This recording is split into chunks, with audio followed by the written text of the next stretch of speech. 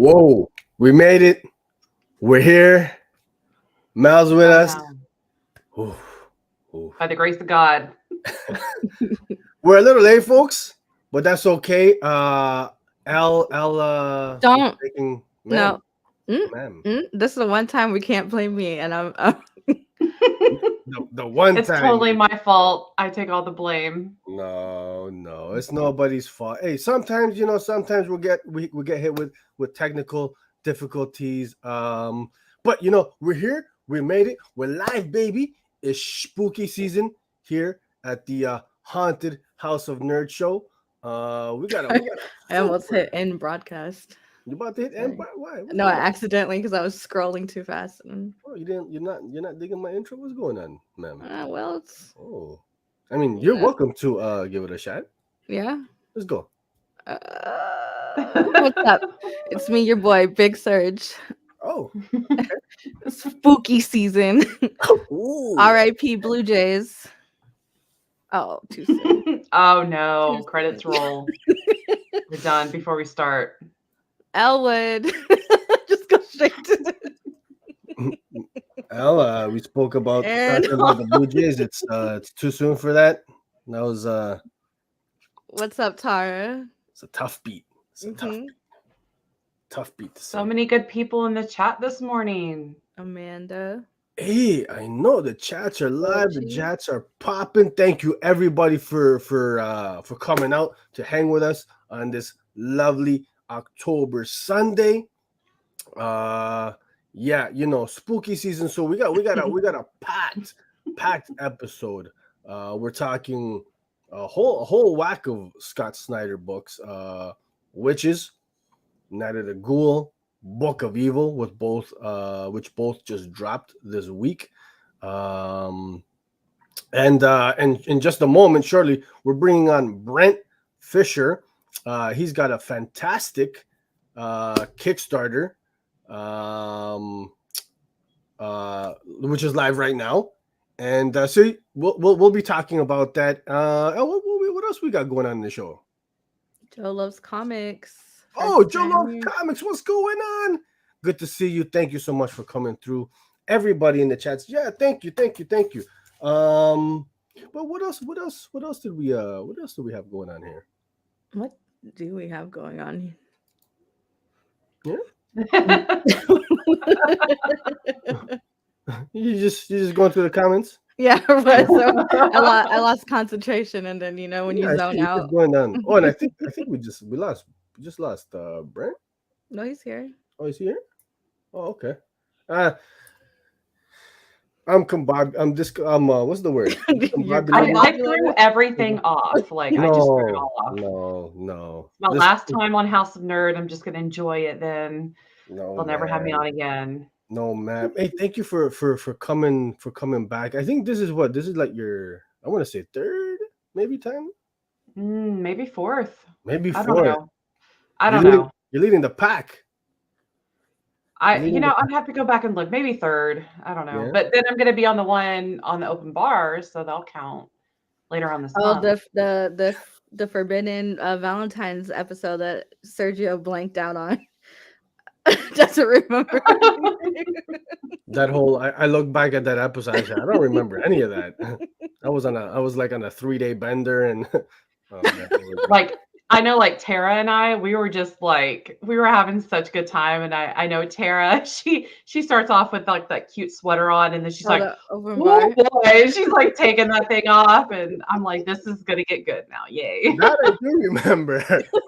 That I do. Was that the highlight of the show? No, that was the open bar. Or that was the Valentine's. That was open bar. That was open bar. Oh, yes, folks, the drinks are flowing. Quick reminder. Open bar part 2. Sorry, Tara.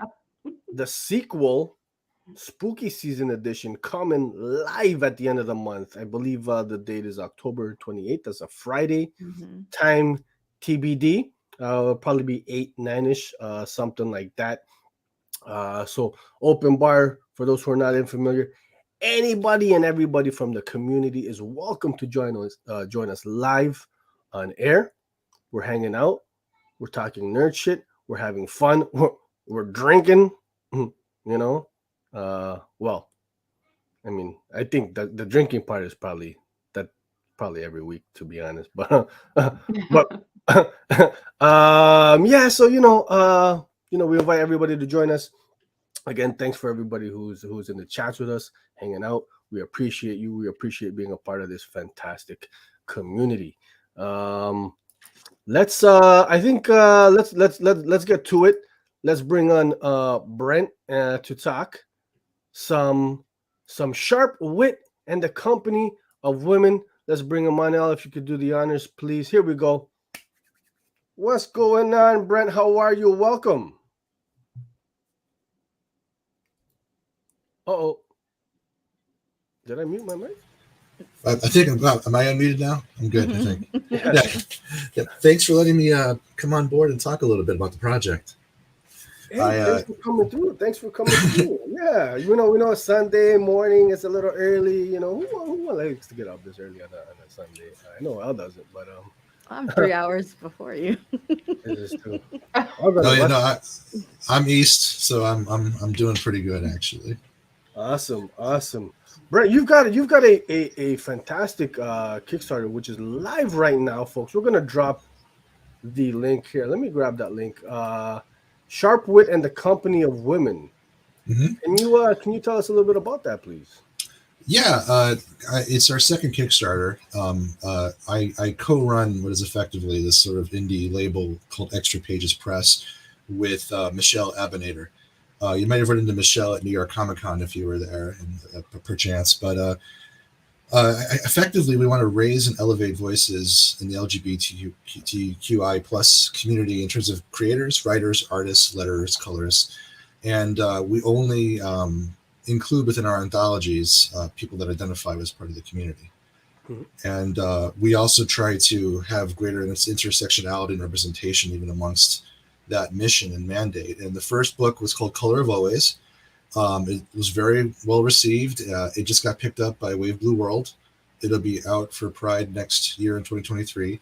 And Sharp Wit, our second one, is currently going on. It's got about 2 weeks left, or a little over that. We still have a little bit of ways to go. We came out of the gate strong. And our same mandate in terms of the teams who wanted to volunteer to submit their ideas to get in. We wanted 10, we got 19, so there's a lot of talent involved. And it runs from industry veterans to new creative voices. We got 𝐬𝐭𝐚𝐲, who's the Galaxy, the prettiest star for DC. We also have Skylar Patridge, Danny Lore as a team, Joe Corello from She Said Sure with Vault, Liana Kangas is going to be in it too. And that's just naming just a handful. And of course, our cover is by 𝐜𝐨𝐦𝐿ote, who signed some high gloss archival quality prints at New York Comic Con a day or two ago. And that'll be part of the Kickstarter if we cross 400 backers, which we're, I think, about 6 backers shy. So if you can find 6 people who like sword ladies, go for it.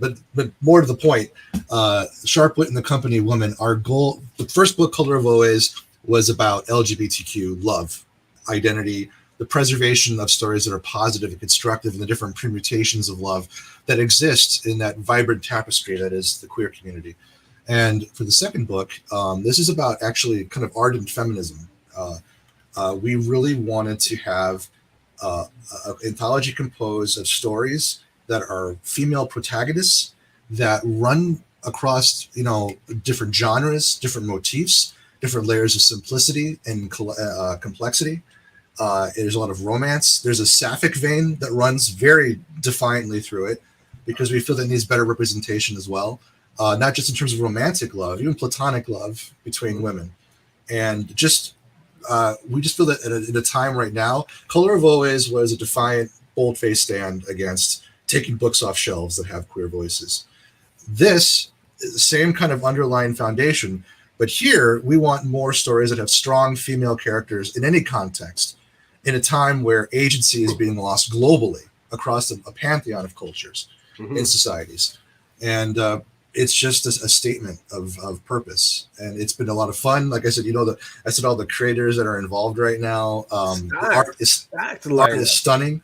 That's the page you're showing right now is from Elisa. She's from Georgia in Europe.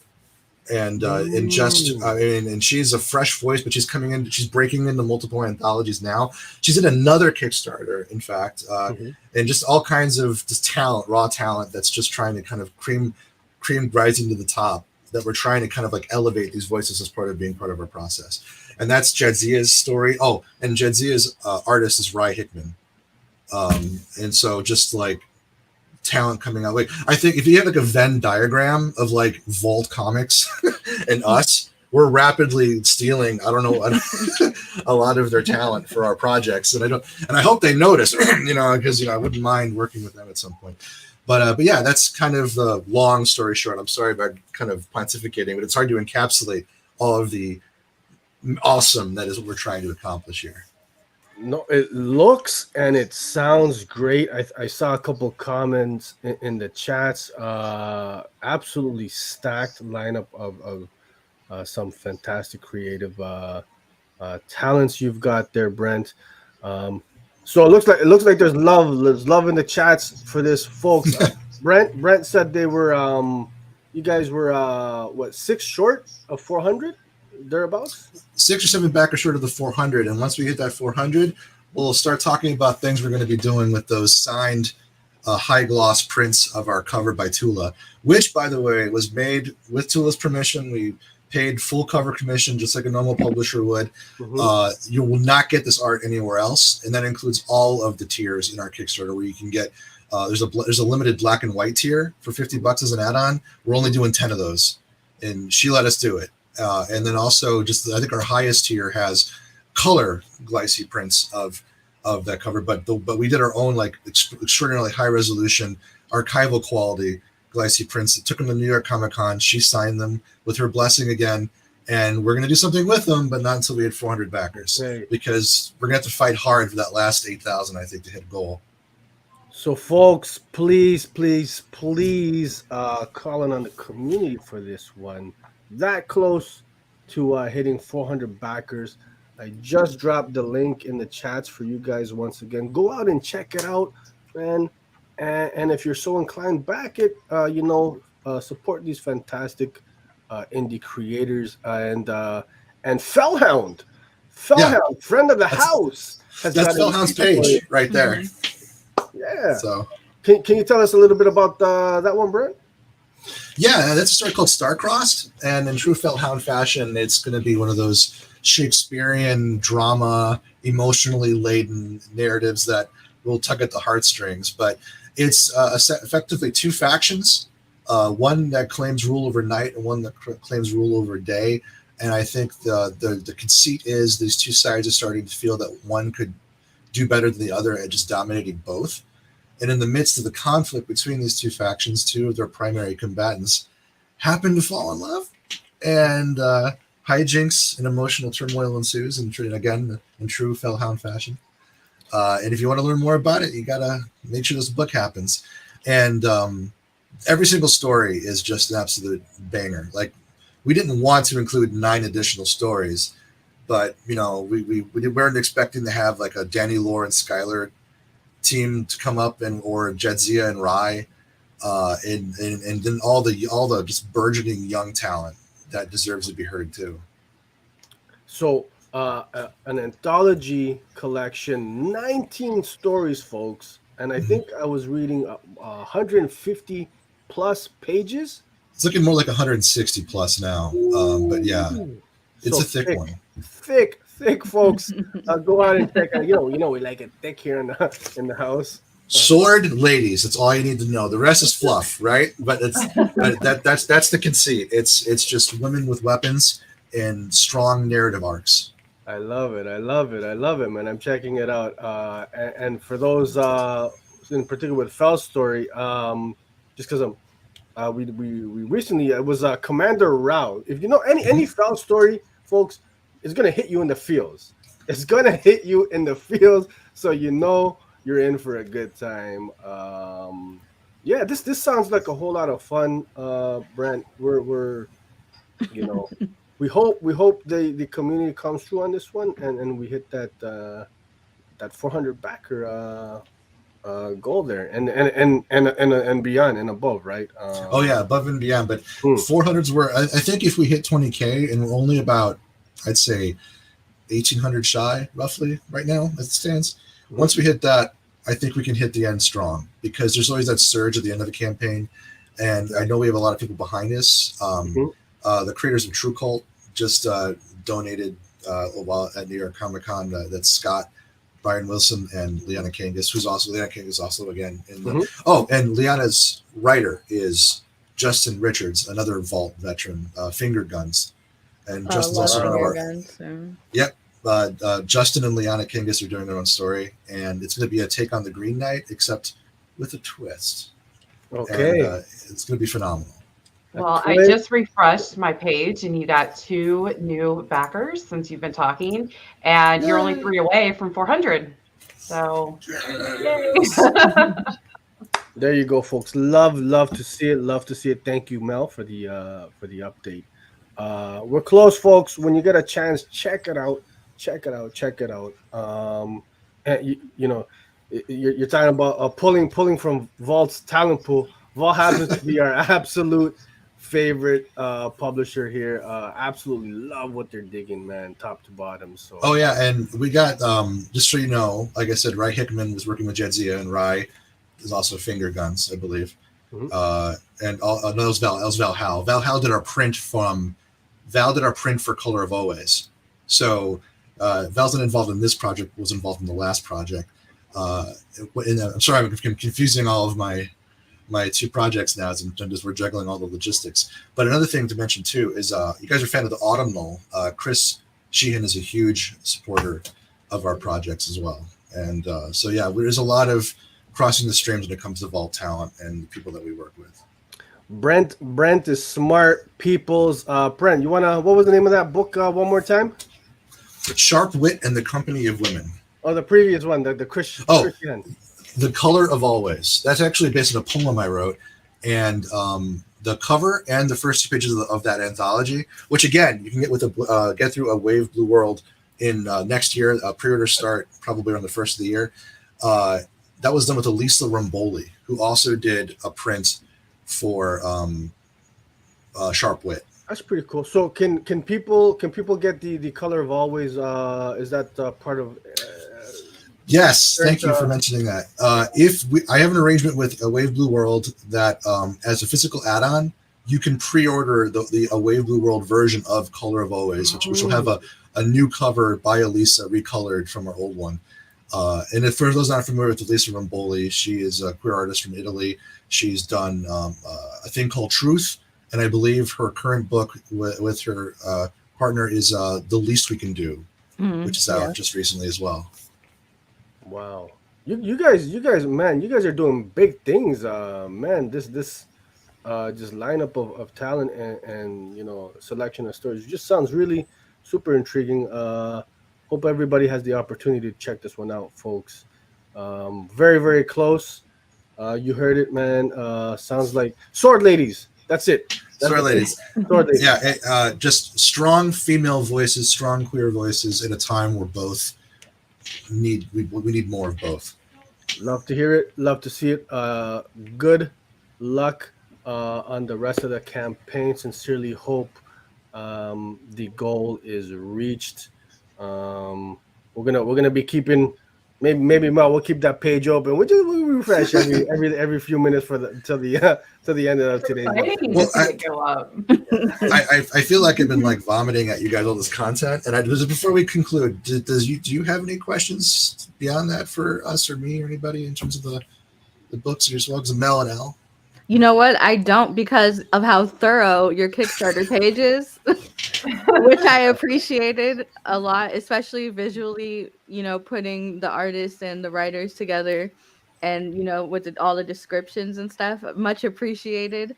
I think it's really cool what you guys are doing. And then like 19, that's a lot of, teams to juggle. So I commend you and the editing, team behind that as well. Well, thank you. It was a lot of work and a lot of care and a lot of heart. I think it's all really, all it takes is just giving a damn, I think, for any endeavor. Mm-hmm. And I mean, you guys included, you run a really nice show, and it's because you give a damn. and it's nice to be here as a guest for a part of it. So thank you for your time. Oh, thank you, Brent. We got a question here from the community. Justin Smith asking, what's the timetable for release? Well, we learned a lot from Color of Always, and of course, I think most of our delays were the ones that everyone was subjected to, which were like supply chain stuff. But we know more though, even from that experience. So we're thinking something along the lines of end of September is where the Kickstarter wraps if we fund. December 1, we want finished pages from all of our teams, because what you're seeing in these preview pages is basically us as a good faith gesture asking them for one finished page for the pitch of the Kickstarter.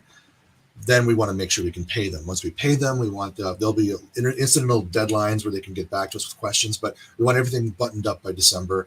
January goes into production.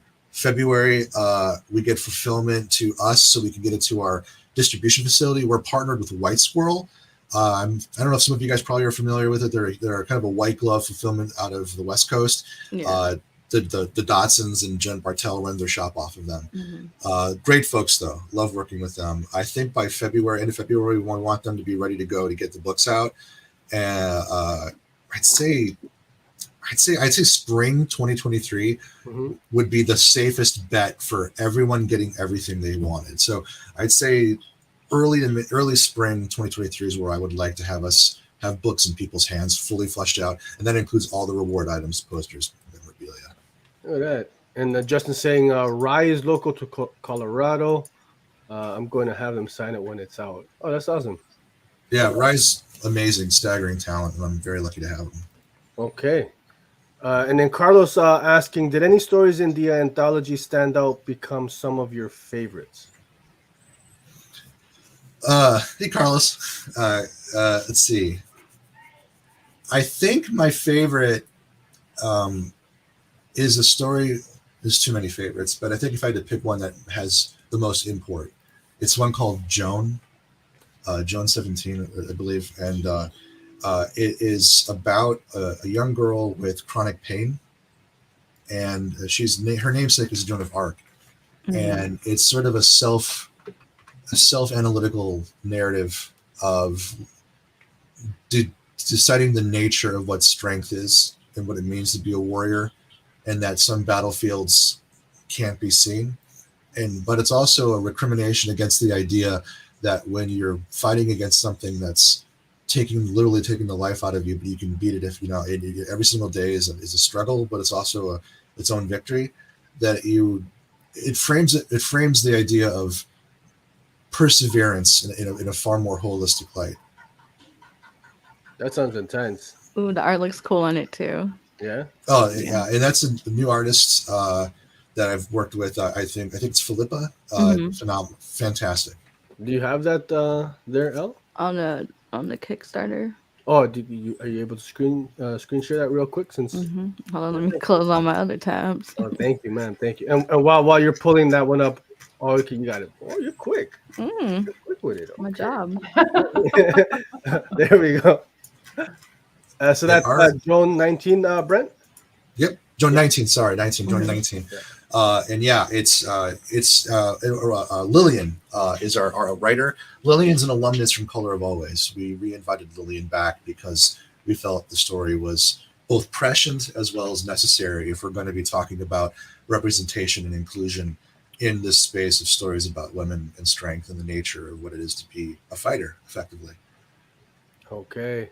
I hope everybody has the opportunity. At the very least, click the link. I'm going to drop it one more time. And I'll include it in the description of the video as well for those on the replay. Speaking of Vault again, if there's any Heathen fans, our tiers include prints from Melissa, Tula, and Natasha, the creator of Heathen, effectively, for Vault Comics, or in its preceding publication. I can't think of the name, but yeah, she's part of it too. So when we did a book about sword ladies, we wanted to make sure we did it right. I think having Nat involved as well as Fellhound, and yeah. And Sky, I love Skylar's artwork so much. Like anytime I see her name, automatically I'm gonna buy 100%. It. Unfortunately, we don't have any previews for you yet because, in case you've been paying attention to the New York Comic Con news, Danny's been kind of busy. So We have the summary pitch, which is kind of like this turn of the century Great Depression 1930s like gangster-esque type of atmosphere. It's going to be a lot of fun, I think. And Sky's going to be doing the art for it. So pairing up Danny Lore with Sky, it's going to be awesome. Oh, Justin, back. Thank you, my man. Thank you, my man. The community coming. Oh, thank you. Yes. Very much looking forward to checking this one out. Brent, any final words on this Kickstarter? No, I'm just proud to share it with you all, and I'm grateful for the opportunity to talk about it. I've only been a fan of the show for, I'd say, only about a month or so now, since I found out Fell introduced me, actually. Okay, cool. And it's been, I enjoy shows with a lot of heart, and I think the closest cognate I can think of show-wise is Not New Mint. You guys have a lot of similar vibe, and it's always fun to see people who are, it's a very congenial and familial atmosphere. Okay. And it's fun to be a part of it. You guys are great. Hey, thank you so much. I appreciate that. I'm gonna have to check out that other show. Okay, all right, let's see. But sincerely, hope that that you guys reach the goal. And well, you know what? We're gonna say you guys are gonna do it. Fingers crossed. Yeah. And once you do, Brent, you, anybody else on the creative team is more than welcome to come on, talk some more about it. And we'll be sure to continue to let the community know about this Kickstarter, man. Need content like this for everybody. Yeah, thank you so much for coming on, bud. Thank you, and you're welcome in both. Mel, Elle, any final thoughts? Just two more and you're there. I'm going to keep watching. I'm going to be obsessive about it now. Oh, please. That's what I've been doing every day. I wake up in the morning and I check my phone. I could never run a Kickstarter. It would drive me insane. I'd be so obsessed. It's got to be stressful. It's got to be stressful. I guess one thing I'll close it out with, clearly the passion for this project from you and from the others involved. It's oozing through. You can see it, man. And personally, I think you see like a sincere, a legitimate passion coming through. I think that's it's always happy to kind of to back and to help and to signal like this stuff, because we're not making any money on these projects. Mm-hmm. We're breaking even. In fact, I have to hire an accountant to prove to Uncle Sam that I'm breaking even to do this. But I'm going to leave this. I'll conclude with just a little short story to talk about more to your point. Mm-hmm. One of our creators from Color of Always was a comic book store employee. It was Infinity Flux in Nashville, Tennessee, and or Twin Infinity, but the Jenny Fleming, and Jenny had a book signing at the store. The store owners are 100% behind us, and they're so proud of Jenny. And seeing her smiling at a book signing and signing her books and just being so happy to be a part of the project, and also to create and to be in her store doing something that she made, holding it in her hands. I mean, that's why we're here. I love it, man. It's for the love. It's for the love of great content, love for the community, love for comics. You can't beat it, folks. Check it out. Sharp Wit in the Company of Women, live now. How many more days, Brent? I'm starting 20 now. 18 days. There you go. Okay, time to check it out. Let's help these fine folks reach their goal on this campaign. Thank you, Brent, for joining us. Hope you can stick around for a bit, or join us in the live chats, or come back on the show. Welcome back anytime. Thank you. Okay, thank you. Have a great Sunday. Nice meeting you. Nice meeting you. Thanks for finding me on Twitter. I can't wait to follow you guys. Hey, back at you. I love it. All right. Cheers. Have a good one. There you have it, folks. Sharp Wit in the Company of Women. Live.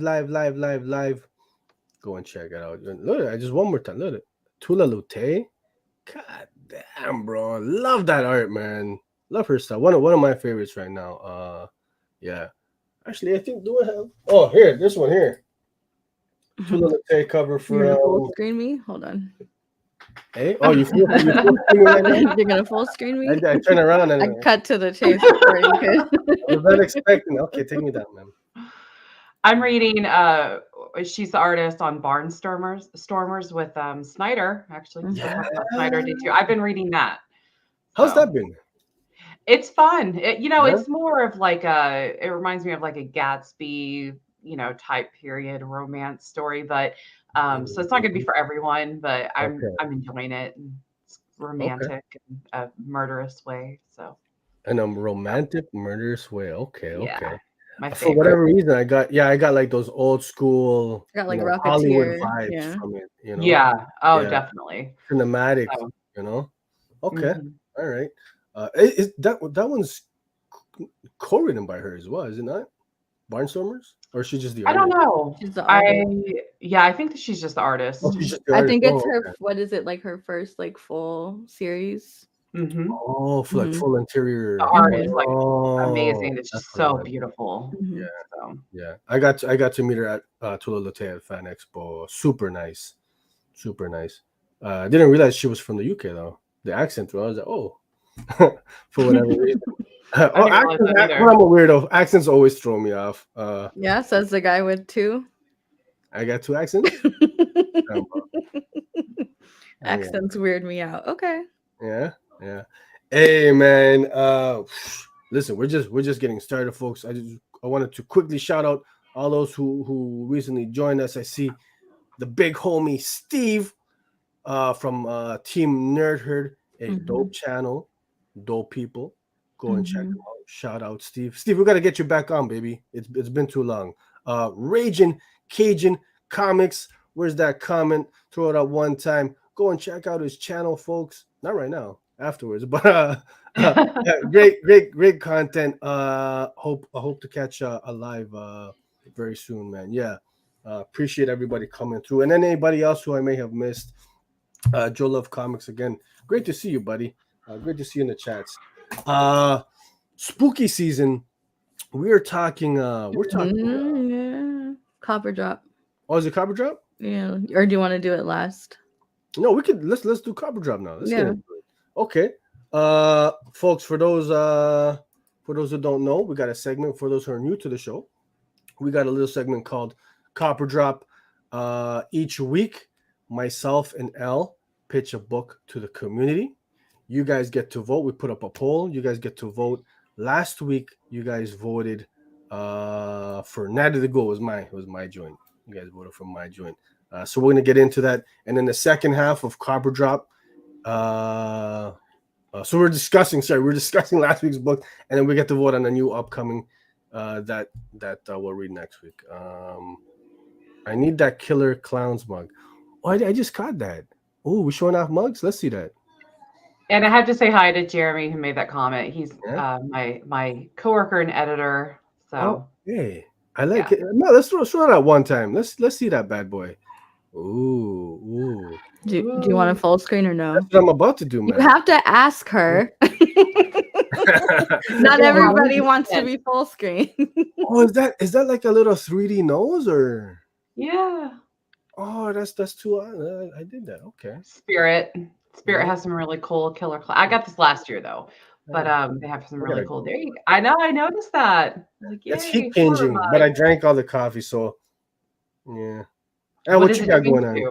What do I got going on? It's like green. You get the green slime all around the logo. Yeah. Gotcha. What you got going on now? Some, you guys can't see it. I can. Strangely enough, waving it in front of the camera. It's there. Is it there? Oh, man, you weirdo. All right, let's get into it, folks. Copper Drop time. Here we go.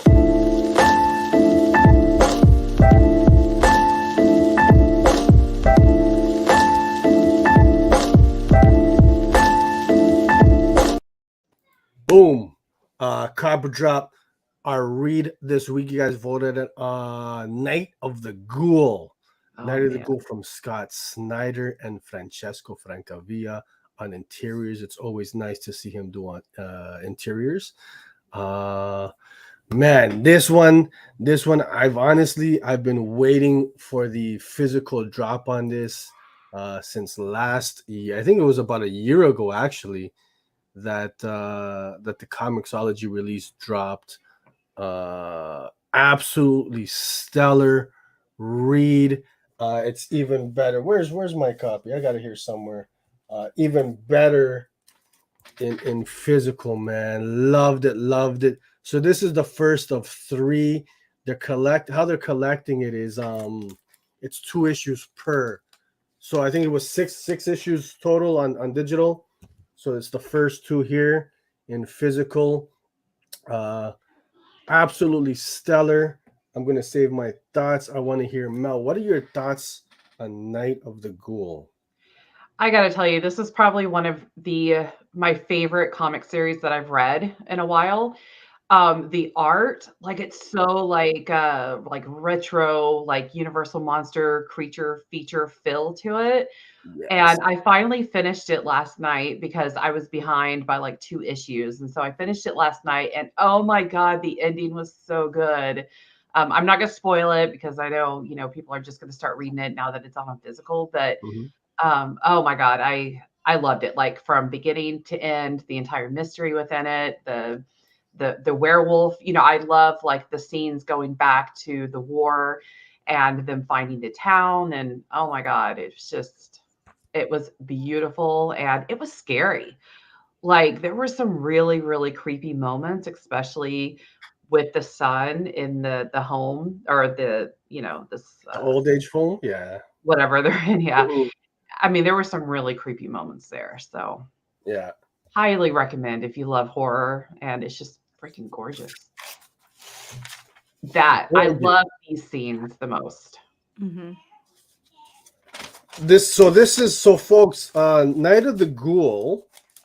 Night of the Ghoul is about a father and son team. They're in search of the director of this long lost unseen film by the same name, Night of the Ghoul. It's a horror film. It's supposed to be a masterpiece. It got damaged in like a fire. Never saw the light of day. So you got this father son duo. They find the director in like an old folks home. There's a whole lot more than meets the eye to this film. It's really almost the film within the book is almost biographical in nature, telling it's like a warning tale of this monster, of this ghoul who exists in this world. Who this monster, he feeds on dead bodies, grows until he grows stronger and stronger until he releases a plague upon humanity.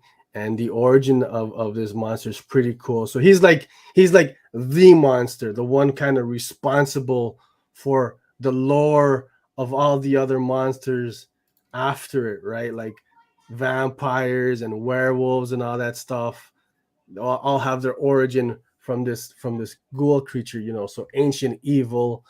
And from page 1, what I'll say is this story is a masterclass, folks. A masterclass in mood, in pacing. Just the merger of the storytelling and the art, and like Mel said, it's got that old Hollywood, old monster classic vibes to the art and the storytelling itself. And from page 1, I don't know if we got right here. From this is the very first page, just setting the tone for what you're about to get into. Like you're down a lonely, dark road. You're driving by, the cemetery. So just from page 1, you know what you're getting into. I honestly love this, man. I think I can say it's probably my favorite horror joint of the past year, man. Just the art, story, just really they elevate and they complement each other so much. Yes, Carlos Alvarez saying, love the split narrative in this first issue, and Scott Snyder is a master of creating atmosphere. Absolutely, absolutely. That's probably my biggest takeaway. Is just the atmosphere built. You know, there's a creepiness, a spookiness, and I think Mal, you touched on it. The boy when he's in that home, there's the scenes where he's just kind of walking the hallway and it's dark and you see the things going on in the background. It's just like it gave me the heebie-jeebies, man. Legit. I stopped and I just had to stare, for a minute, and I'm just like, oh my god, and then I just wanted to turn the page really quick. Mm-hmm. Yeah, it's so good. Absolutely. Elle, what are your thoughts on this bad boy? Yeah. It's not necessarily my cup of tea right now. I don't think I'm not saying it's bad. It's just I feel like maybe my reading list is like oversaturated with a lot of like horror, a lot of Scott Snyder, a lot of stuff, and I liked it the first time I read it on 𝐬𝐭𝐬𝐲. But for me, I like the art and everything. It's just for me, I'm kind of like burnt out a little bit on these kind of books thematically. That's fine. You can make the face. Sergio's face. Yeah. It's not. I recommend it. I do. I thought the first couple issues were fantastic. I just never finished it because I read a lot of books. I do. And I feel like because it came out on 𝐬𝐭𝐬𝐲, I was like, oh, I'll come back to this. I feel like 𝐬𝐭𝐬𝐲 for me is like the app where I'm like, okay, you'll be there tomorrow. I'll get to you. And then I just never. But it's not. I think Fulci said it best when he said I was just bitter that her pick did not win. What was my pick? Fulci's a smart. Earth Divers, which I didn't even end up reading. I was going to ask you how that was. I didn't know if you read it yet. You have to let me know. I coasted this week. I'm gonna be real. Yeah, I did read something cool. We'll talk about later, though. So okay. What I love about this, and Carlos mentioned it, is the split narrative. So there's a story within a story. You got the story of the father and the son. They're at the old folks' home, talking to this director about his long lost film, and then the second narrative is the film itself, what happens. And I love the effect, like here. So this is the film. It's set in World War I in Italy to start off with anyways. And you got this company of soldiers who go into this like deserted town where they first encounter the ghoul. So the film stuff is they've applied like gray tones and switched up the art a little bit, which is great. And then also I love how they have like the burnt film effect. I think, Elle, do we have one of those panels here somewhere? We do. Yeah, like there you go. So you see, so the film, right, within this story has been damaged, has been burnt. So on the panels, they got this, neat effect, right, where they're showing how it's been damaged, which is so great. If they did it, is this done? Is this done? Like or is it an ongoing? No, this is the first of 3 of the physical. No. I'm talking about like the story. Is it done? Oh yeah. It's yeah. It's been completed on digital for a while now. No, Dawn of the Ghoul. Could be taking a book page from Romero there. Yeah, all bright colors and morning hues. Oh no. Like no. Totally, I hate this book. Yeah. You're like, who wants to wake up? I don't want that. Who wants to wake up in the morning? How great is that opening scene though, where the soldiers are heading into the like deserted town, and you really got the sense of being there, and of like just art wise, like it did have like that old Hollywood monster flick feel to it, right? Mhm. Like almost like you're looking at set pieces in these old films, and you really get this sense of dread as these soldiers are in this, you know, deserted little town in Italy, man. It was just great stuff, top to bottom, man. Like I love this book, man. Like everybody needs to go and check this one out. I think you guys were gonna get something out of it. And then I saw who had the comment about that 1/1000 ratio. Oh, there, Justin. How about that 1/1000 cover here? Where's it at? Yeah, it's the one in the middle. Like insane. Last week, I asked you, did you see the sticker price? Was it at your shop? I did see it, man. Listen, I was like, someone's like, let me just take a look at the price. Might could be like $5 or something. Okay, you know, yo, the cheapest I saw was 1,000, and then I saw it up to like 1,300. So I was like, oh my god. As much as I love, like really, I love the covers. I put Night of the Gout. Night of the Gout? He ate a lot of pork that morning. Oh man. But there's no way I'm caught. I mean, I'll get like a print of it or something. It'd be a dope print though, like a poster. Sick, you know. Ooh, even the 1 in 500 is going for $5. The one on the right? No, the foil number. The foil. Oh wait, what is this? Oh, these are pre-sale prices. Ooh, I don't like those prices at all. Yeah. And then Paul Dick's comics saying he likes the 1 in 10. Yeah. Okay. Which one is the load? Oh yes, that one was sick. That was it was very. I love that. Like I said, Lotte, man, she's dropping some heat like on the regular, man. I was very close. To adding that one for my personal collection. I did end up getting it for one of my customers though. Gonna need that. Yeah, exactly. I said we could get it to you for 10. She's like $25 cap, bro. 1,000, not a penny higher. It's already got it. You think? I love the one on the right. I love the green. I like that one a lot. It's cool. That's the 1 in 500, or I'm not sure.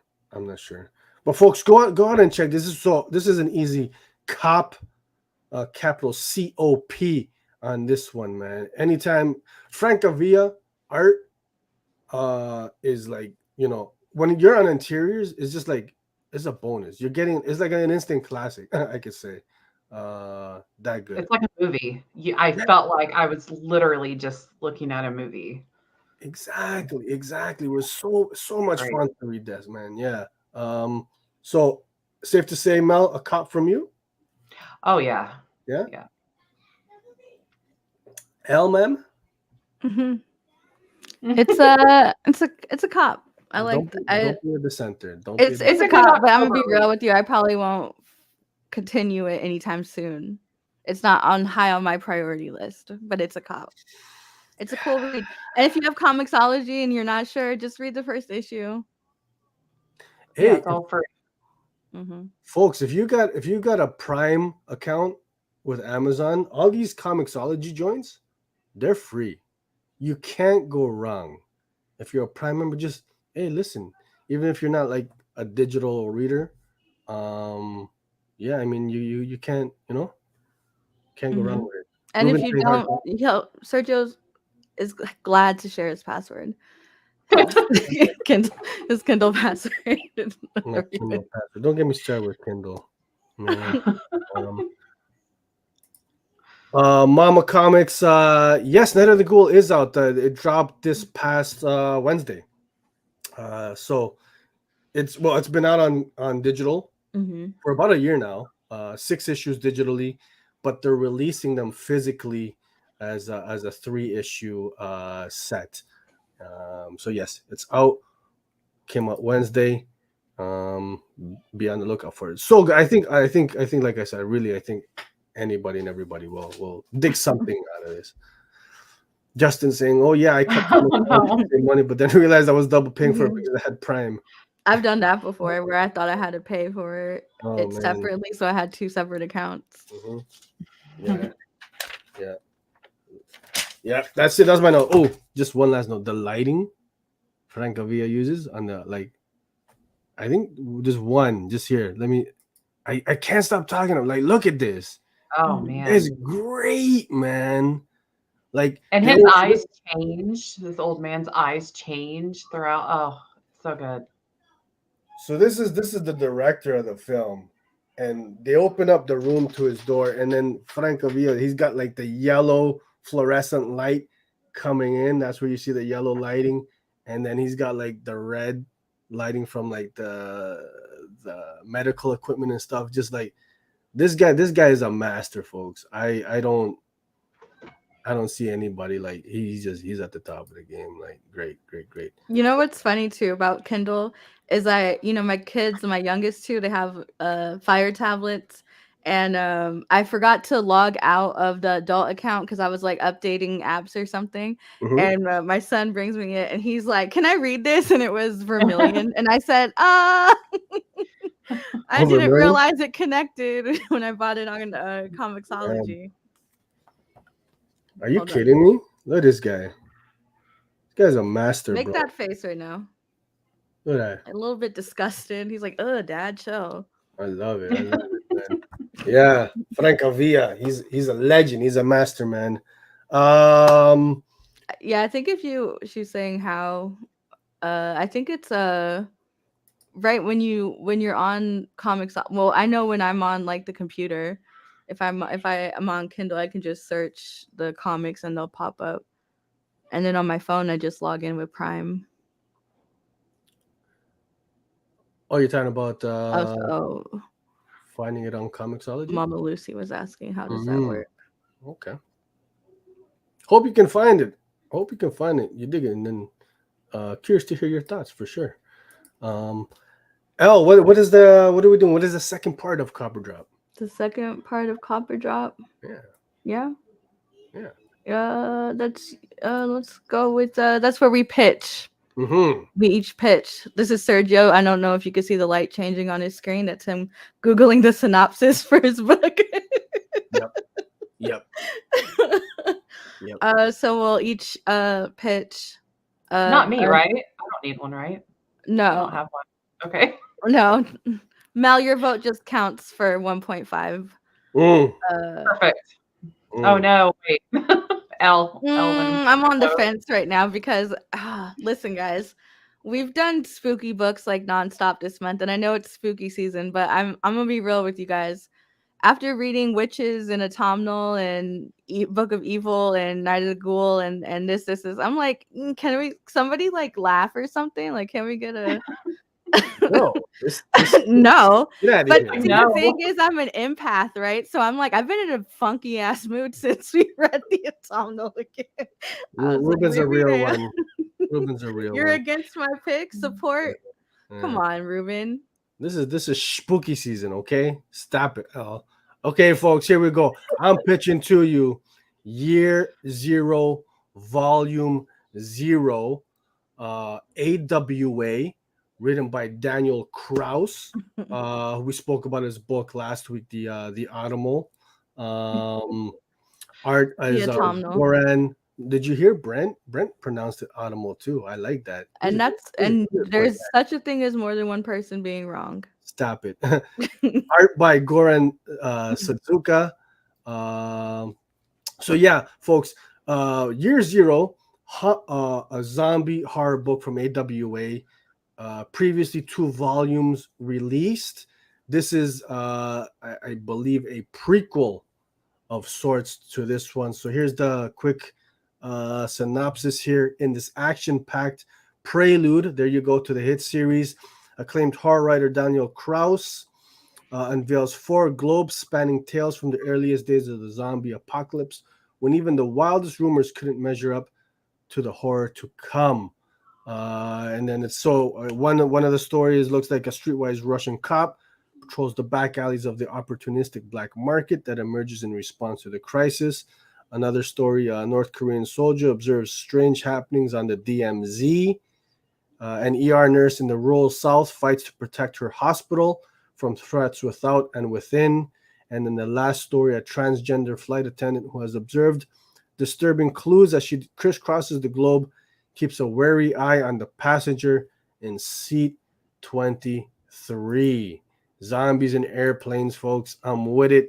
That's my pitch. Pretty straightforward. Spooky season. AWA never disappoints. Zombies. Let's go, baby. That's my pitch. That's my pitch. Okay. No, pitch your mid stuff. Okay. Amanda's smart. We got smart viewers talking about AWA has been dropping some great stuff lately. Absolutely. So good. Yeah. Yeah. So I'm pitching Hitomi by H.S. Tack and Isabel Mazzanotti. And it's feudal era Japan. A drifter with no prospects begins training in secret under a once famous displaced warrior as she struggles to find her place in a society entrenched in discrimination and violence. And they're saying it's a combination of Tarantino and Kurosawa. He did Seven Samurai, Rashomon. Sorry. And it's pretty. Look at it. It's okay, Sergio. I know you don't read anything with literary merit, so. Wow. Wow. Not to say. I had to unmute my mic for that one. Okay. You had to unmute it. Oh. Okay. All right. No, I've been looking forward to this series. I'm excited it's finally coming out. The covers are all fantastic. And then I saw some previews for like 2 and 3. It's a mini. And those all look dope too. So I don't know. I just needed a palate cleanser from. I'm still gonna read Year Zero, Volume 0. I love Daniel Kraus, so I'm into. I loved Year Zero, so I'll check it out. But for me, this is what I'm excited about this week. The poll is up, folks. The poll is up, and I gotta say, a little disappointed with this one, Steven. A little disappointed. You know what? It doesn't surprise me. A man of taste. Wow. See, that's why I'm in between. I'm like keeping y'all at bay here. Paul Dick's comments. She that's right. Spitting venom. My man, Joe. You see the treatment I get, buddy. Weekly. Behind the scenes. Man. Don't start. I'll release that burn book. Burn book. I got that burn book ready to go. I appreciate you, Fochi. I really do. I really do. What's weird is Matt and I were just talking about Sergio's pick last night. And so but I didn't know that was going to be your pick. We were just talking about that though. That's weird because I told Fochi. So I was trying to poison the well, so it made it look like we're playing favorites here, but get out of here. So we're gonna let you folks know the results of the poll at the end of the show. So vote Year Zero, Volume 0. That's the one to go with, I think. I don't think so. Spooky season. Are we gonna get into a little bit of witches talk now? Oh, and boy, do we have witches for you. Yeah. What's going on? I feel like I was supposed to. You were leaving them. No, you thought I was. Sir, this book got me on synopsis last week. My man, we're gonna have talks later. We're gonna have talks. Oh, come on, a badass with a sword. You guys were just talking about ladies and swords. Yeah. Come on. Get out of here. What are we talking? What are we doing right now? Witches? Mm-hmm. Witches? Hey, I'm a flex a little bit right now. I got. Hold on, let me full screen you. Hey, thank you, ma'am. Mm-hmm. I got Witches #1, signed by Scott Snyder, signature series. This one, folks, really it holds a special place for me because the book, when this dropped, I think 2015, really got me back into the indie comic book side of things, specifically like with horror stuff. I wasn't, I've read indies up until that point, but this really like opened up my world and just opened up Pandora's box, and no looking back after this one, man. So when I had the opportunity to cop this signed by Snyder, great giveaway. Remove Ben. Who's this user? Ban this user, please, from the community for such ridiculousness. Look at that.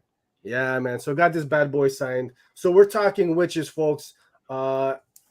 Really, I feel like, yeah, a modern horror classic. Yeah, let's Mel, why don't you do the honors, if you would, please, por favor.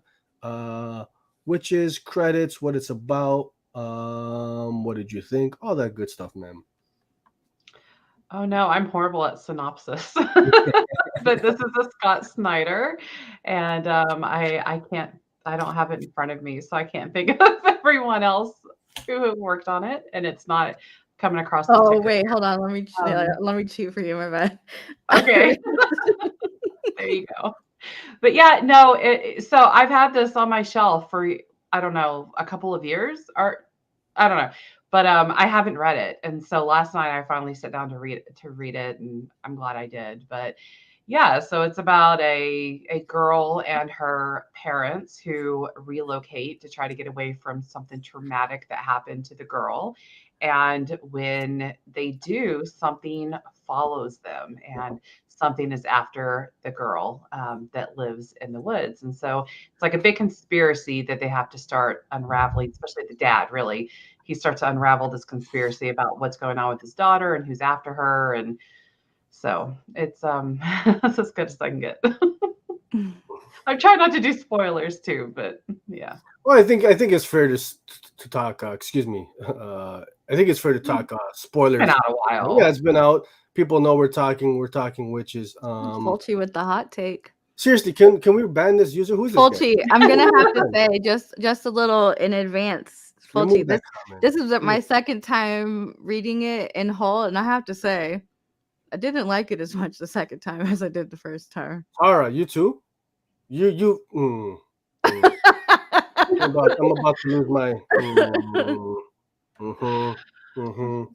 Yeah, no, great. Thank you for the synopsis, Mel. Yes, we got a main character by the name of Sailor. How do you pronounce it? Rooks. Did you say Rooks or Rooks? Rooks. I wanted to come through the screen right now. Rooks. Why would you think that? I think Rooks is good. Rooks. Sailor Rooks. Rooks. Sailor Rooks. Sailor Rooks. So you got a main character, Sailor Rooks. She's a teenager, high school, suffers from severe anxiety, panic attacks, just kind of fearful of a lot of stuff. Relatable. In general in life. Yeah. That was me before the show. Oh man. That's Sergio in the background. Pledged is pledged. Oh, pledges, pledge, man. The classic line from this. So her and her family, they move from their home, their town, to really get away from things, to start fresh. Previously, I guess she's accused, suspected of murdering her bully. She had it coming too. The Not bully just did assault her. The bully did absolutely have it coming. Yeah. So to get away from all that stuff, accusations that she's a murderer and such, which she would have been in the right, but they move towns, like Mel said, and discover something insidious in this town. Something is after Sailor and her family, and the story takes off from there. Yeah. Elle, what are your thoughts on this bad boy? On this bad girl, you mean? Ooh. I've read Wytches before. Mm-hmm.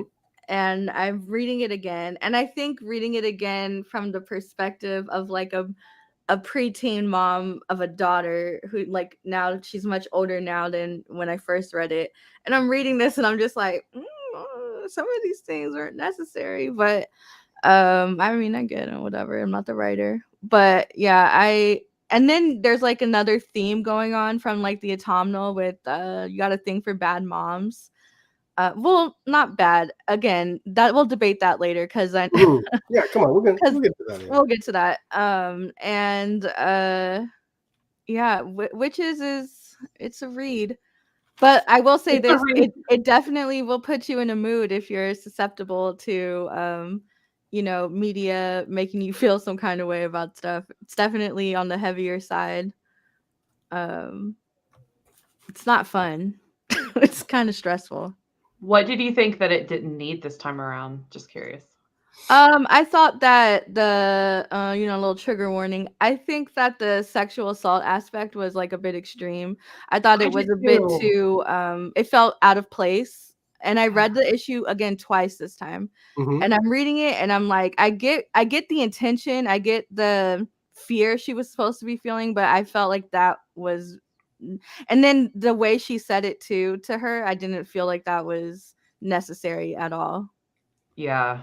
I actually totally agree with that whole part because as I was reading that, I'm like, this is like so extreme, but like in a natural way that unnatural. Yeah. Hey, I have this weapon. I'm gonna do this thing with this weapon and get undressed. Let's do it. It's like why? Like I don't know.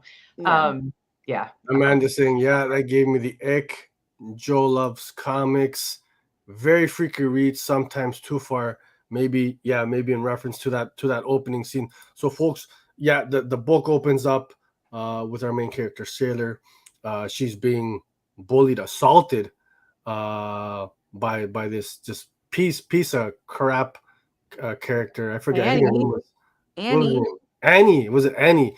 She's so this is her bully tormenting her, and then Annie, these two guys, they're in the woods, and at gunpoint Annie is, what did she say? Like basically asking Sailor to strip, get naked. But you're right, even like the dialogue and just and then takes a step further and tells her to penetrate herself, and she's gonna record it and tell everybody she's a slut. And I said, okay, you could have just been like, I'm gonna shoot you. Penetrate herself with the handle of the knife.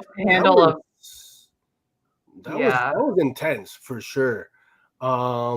It was just the mix of the dialogue and like the action she was telling her. I'm like, even degenerate 13, 14-year-olds, like you're not like, that's something like what that's, I don't know. I felt like out of place. Like he was like, when he was writing it, like what's the extreme we can go to? Like it felt what's the word? It just felt like a shock and awe versus like an organic.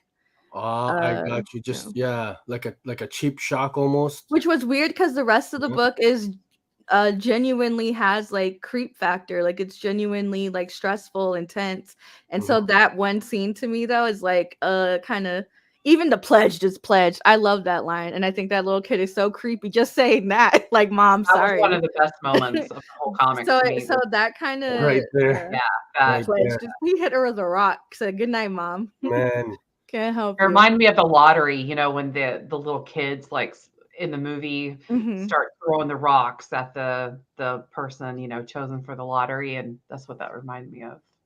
So this scene here, there's a mom. She's been taken by the witches. She's stuck in the trees, and her mom is asking her kid to help release her, and this kid picks up the rock, and he's got the classic line, pledge, and just starts, as you guys can see, they're just just going at it with his mom. So that's like the cold open for the book, right? That's the cold open for the book. And we're just like, yo, like what the hell? Like what are we reading? What have we gotten into? Which is great. And then it's revealed, later on in the book, near the end, I believe, what exactly is happening in this scene, why this kid has assaulted his mom and not rescued her. So I think that was a great kind of storytelling technique to tie everything, open it cold with this, and then later on we found out just what's going on. Because these witches, they're like an ancient ancient evil, like from the beginning times. They're they're not human. They're just Mhm. these evolved, monsters. And there's certain factions within humanity, people who work in collusion with the witches. They offer up children as pledges to the witches, who then eat the kids. And in return, these witches, they offer the humans who are working with them like longer life, healing factors, stuff like that. I think even like love push. Basically, like somehow these witches, they got like all this like technology and stuff, right? Or just, I guess, I don't know what you want to call it, magic, whatever. But so you got the evil set of humans, sect of humans working in collusion with the witches, and then on the flip side, you have the irons, right, who are kind of like in this ancient war with the witches and with the bad humans, trying to destroy these freaky, nasty, evil, kid eating creatures, man. And I just like this page because in my head it wasn't like a scary sound, it was like a eh. And so it made it funnier, like eh. Man, Joe Love Comics saying the art is phenomenal, such gorgeous colors, genuinely scary. Yeah, and you can see here Jock doing some like really abstract stuff with the art, which is just phenomenal. Adding different layers and filters, different overlays and effects to the artwork, like a splatter effects, like these scratches and like almost like watercolor painted and stuff. Oh no, Like, the scene. This your scene? No, I didn't my gosh, breastfeed my kids, so I don't. Oh my god, it made a little tincture. It made my lady parts hurt for like half an hour after reading this last night. And then I just kept looking at it and I'm like, oh my god, oh my god. He's like, stop, you don't have to take it out like that. Oh my gosh, that needle just straight in killed me. And I think even like with the splatter effects and just the scenes, some of them, they get so surreal at times that it lends itself to whether or not you can believe if everything is happening how it's happening. Does that make sense? what you talking about, like with the effects on the art? Yeah, like I feel like a lot of the scenes and the way that they try to like well, you're not going to remember after you drink this tincture or you do this, and so I felt like a lot of the story because of the art, it felt like, is this happening or is it gave like an air of like a mystery. I'd never thought about that because it looks out of focus. Everything is like out of focus a lot of times. I didn't necessarily get that. I thought more like, for me, I noticed that like the splatter effects, they increased in intensity as the book went along. So I thought it was more so just conveying this, like the madness is increasing. Yeah, exactly. Versus maybe not. Can you trust somebody? And also, I was wondering about this page. I've always wondered about this. Is this a picture of her diary? That's no, that's her diary. How's it cracked? It's from her phone. That's what I was asking. Yeah, like the dad is looking at Sailor's diary. How nosy. How would you feel? I would pledge my dad. Don't read my diary. Well, that's because you got all kinds of stuff. I mean, we know.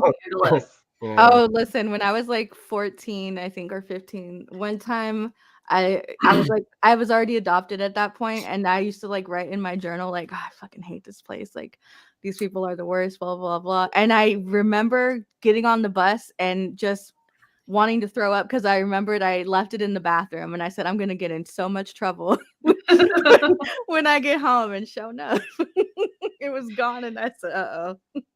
I remember being 16 and getting a VHS like cam recorder because I'm old and thinking, oh, this is like a cool new way to record everything other than my journal. I'm just going to record everything for a whole summer of what I do on tape.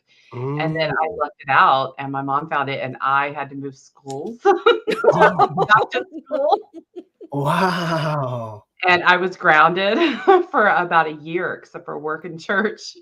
That's Mel, I mean, if you still got copies of those tapes, I mean, feel free to send them my way. I mean, let them just doing poetry slams. Chill. I'm just saying documentation reasons. You know, this is history here we're talking about. You took this down a little fast, but I couldn't help but notice that does say Sergio with a heart over the Sergio? Is that? Oh my god, bro! You were one of the townspeople. Wait, did you add that, or is that real? I don't. We'll never know. I'm a collaborator with the Wytches, yo. Oh my god, the fucking heart. Witch put a little heart over them. No, I'd be with the irons 100%. I'm trying to find this comment. This was my favorite page because I said all of them. How can I be a 0 and 10? I love these pages in the book. The design and layout in the book is phenomenal. Yeah. Sergio pledge. You know what? I'm trying to think which one of my kids would I pledge if I had to. What? No, just kidding. I have an idea of which one, but the scene too with when they like explained like the ginger growing or putting it on the trees, which I thought was innovative, cool way to like tie up the real world lore with the lore in the book. Yeah, that was great. I mean, you want to explain it also? Yeah, ginger. So ginger doesn't grow on trees, folks. It's a plant. It's a root. Is it a vegetable? No, it's a root. It's a plant. So in the book, Snyder explained that the entrance to the burrows, the burrows are like the underground network where the witches live deep in the earth. The entrance to the burrows, you're there when you see. I gotta jump to that page. When you see ginger growing on the trees, right? Mm-hmm.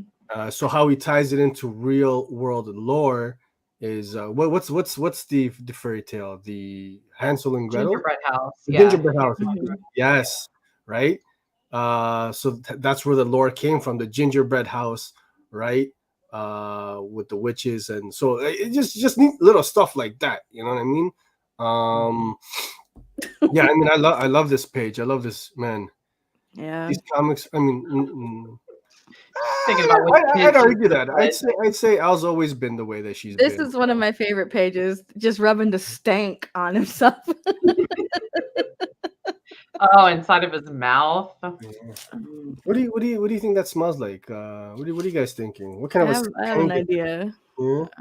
Yeah. Like, is it bitter? Like cherry blossoms that are a little bit off and they have like that lobster bad cooter smell. You know what I'm talking about? Those trees that smell like rotten crotch. You know what I'm talking about? The trees, they smell really bad, but they're pretty. I don't know if we have those in Dallas. Oh, okay. Damn. You know what I'm talking about? You guys know the trees they have kind of a shellfish smell to them when they're in bloom. I don't, thankfully. Up here in the well, that's what whenever I see stuff like this, I assume that's no, it's like I think if they're not cherry blossoms, they're kind of blossom tree. Thank you. Yes, there's trees and they're so pretty, but they smell so bad. And I don't know, people love to take pictures with them and stuff, but for me, it's a no. So whenever I see stuff that smells bad, I just assume it's like off shellfish. Yeah. Joe Love Comics. The art is phenomenal. Excuse me. Such gorgeous colors. Genuinely scary. Genuinely scary. Hit the nail on the head there. So many disturbing, really cherry blossoms. Yeah, they disturbing images in the book. I think we had the panel up, like with the needle in the stomach, like that. Legit gave me heebie-jeebies. I like no. Wait, needle in the stomach? It was in the her nipple. Sorry? It's in her Straight nipple. up. That's why I said it hurt my boob reading this. She's taking it like her breast. Nipple. Yeah. From the I didn't even catch it. It goes from the nipple to the stomach. Oh my god! Like holding it and like sticking the needle in. Wow. Yeah, like it made me hurt. It was just uncomfortable to look at. Carlos, thank you. I appreciate the solidarity. Oh, Carlos, you don't gotta lie for Elle. It's okay. No, the trees are really pretty. They just smell like lobster, like bad lobster. You mean like the ones in Animal Crossing when spring comes? Yeah, the pink trees. Petals? Yeah. Those smell? Cherry blossoms. Yeah, like there's a point in the season where they start to not smell great. Oh no. You didn't know that. You didn't know that. The more you know. The less you know. I really liked in this though. I really liked after he shot the cop, and then the cop is like narrating everything that he's doing. When he goes underground. I really enjoyed that part. I thought that was a really creepy part. For sure. Also, and again, go ahead, ma'am. Go ahead, sir. Go ahead. No, go ahead, sir. Please, I insist, ma'am. Listen, age before beauty. Age before beauty. I was just gonna say, how satisfying was it when the pops shot the cop, who's working in collusion with the witches, right? I was legit. I said, yeah. I said, my man, the cop was talking too much. And it's like, it's time to shut him up. It's time. And he had the great line. I'm trying to find. What did he say? He said, get up from that, asshole. And I said, yo, that's a classic right there. And he did. No, I'm just kidding. And he stood up. Yeah. But he did. Yeah, no, he did. I think what I liked about this story was like, no matter how hard the dad is trying, Charlie, no matter how hard he's trying, he's like undermined at every turn. And then even like at the beginning, I think I was speaking on it like on Friday, Mel. Like, I love a story that tells a story at the beginning of the story. I thought about you during this. Yeah, and Taylor, Taylor in the Night Arcade is exactly what's about to happen to Charlie and Sailor. And so I thought that was a really cool like premonition type of situation they had going on there. But I will say, I don't know if I would buy that kid's book. The way his head was shaped was a little disproportionate for me personally. But and then Reggie, and then also let's just get it out the way. The mom. Let's talk on the mom. Let's talk on the mom. Let's talk on the mom. Second week in a row, we're talking about shitty moms. Yeah, books you've picked. Seeing a trend. Yeah. So the little trend. Naughty milfs. But so Mel, what did you think about this this mom? Just a little background, folks. The mom, this family clearly under stress, a marriage perhaps under stress. Mom's been in an accident. She's wheelchair bound. What did you think about the mom's decision? What are your thoughts on that, Mel? I liked the twist. When he walked in and he asked about his daughter, and his wife was just like, who? I thought, oh no, either she is messing with him or she is actually affected by this. And so I was actually hoping that it would be that she was messing with him because I wanted to see that whole twist play out. And it was pretty emotional too, to like watch her like beg her husband, like, just let them kill our daughter. Like, I love her. She's like, I love her so much, whatever, but let's just let them take her. And it was a pretty, I don't know, hard moment to read through, but I really like that twist though a lot, and like her connection to it all. Mm-hmm.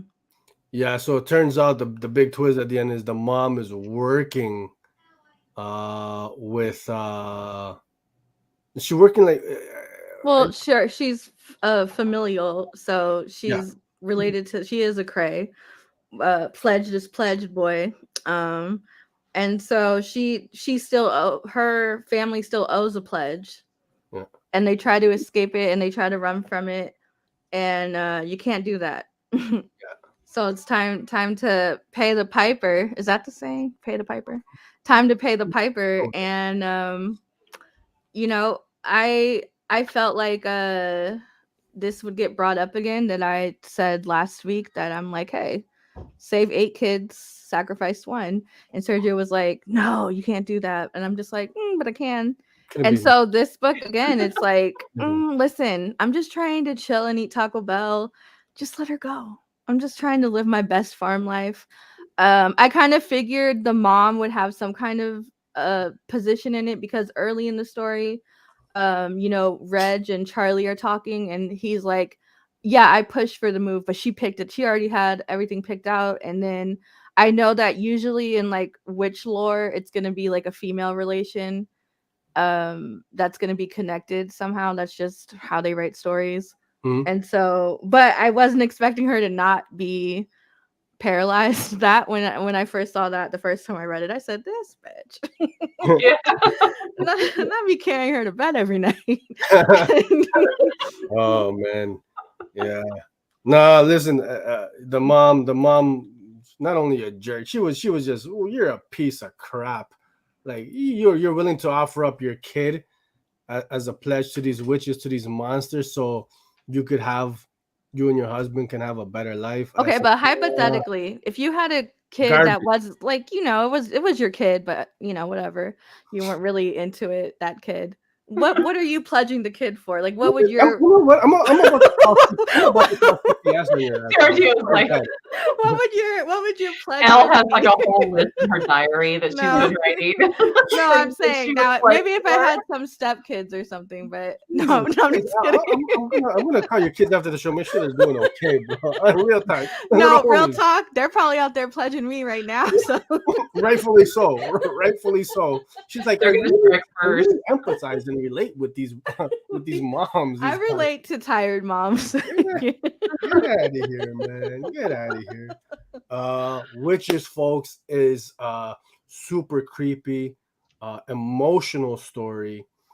Just to wrap everything up, I think at its core, it's about fatherhood, parenthood. This Snyder's got a theme in his books.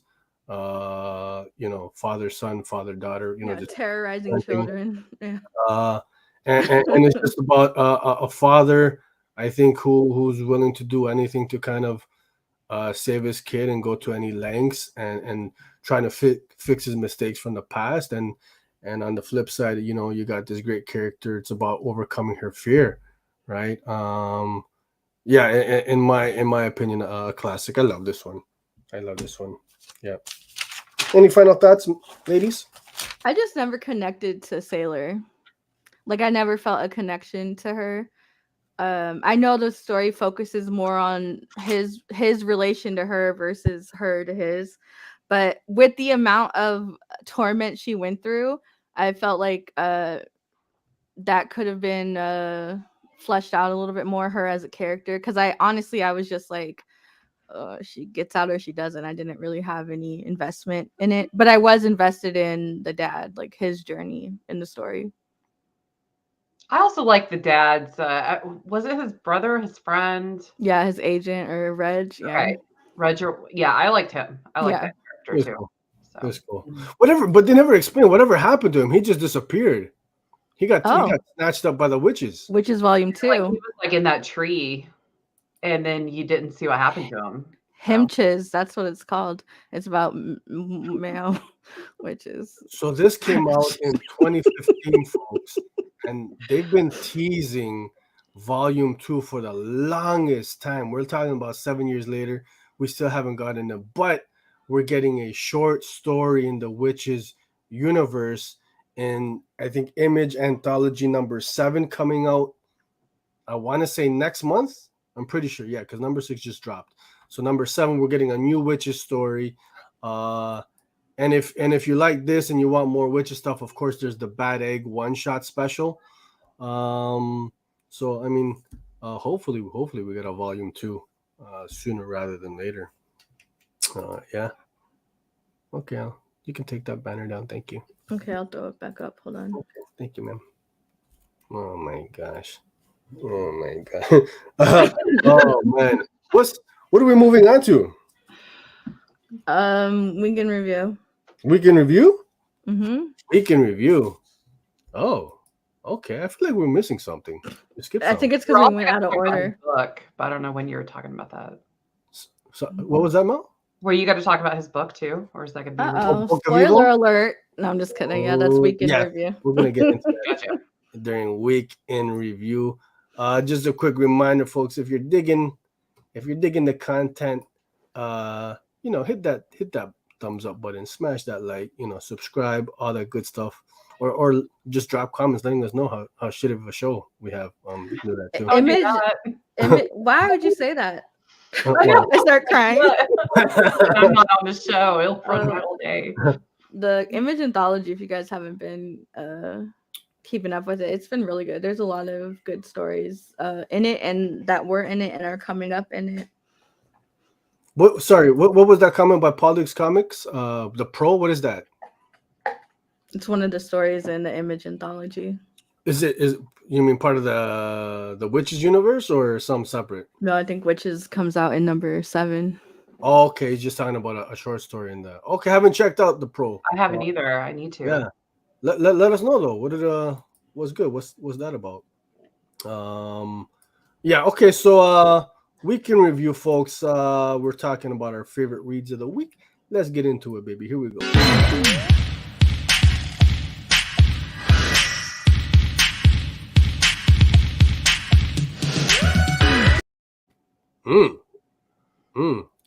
Oh, I didn't even watch. Getting into that too during. Yeah, sometimes I cut it short to try to get them caught. Oh, I always, I'd be doing my moves in the back. Would have caught me too. I'm glad I stopped. oh, relatable. Yeah, that's happened to me. Amanda W saying the Pro is a Garth Ennis book about a hooker that gets super. Oh, say less. I gotta read that. Okay. He was sold at hooker, really. Yeah, that's it. You had me a hooker. Okay. Or sex worker, if we're being politically correct. Yeah, I'm just saying. I'm just reading the comments. I'm just reading the comments. Reading the comments. Somebody throw up. No, I'm just kidding. No, it's another book about a prostitute who gets superpowers. Ennis, Palmiotti, and Connor original. Oh, okay. Okay.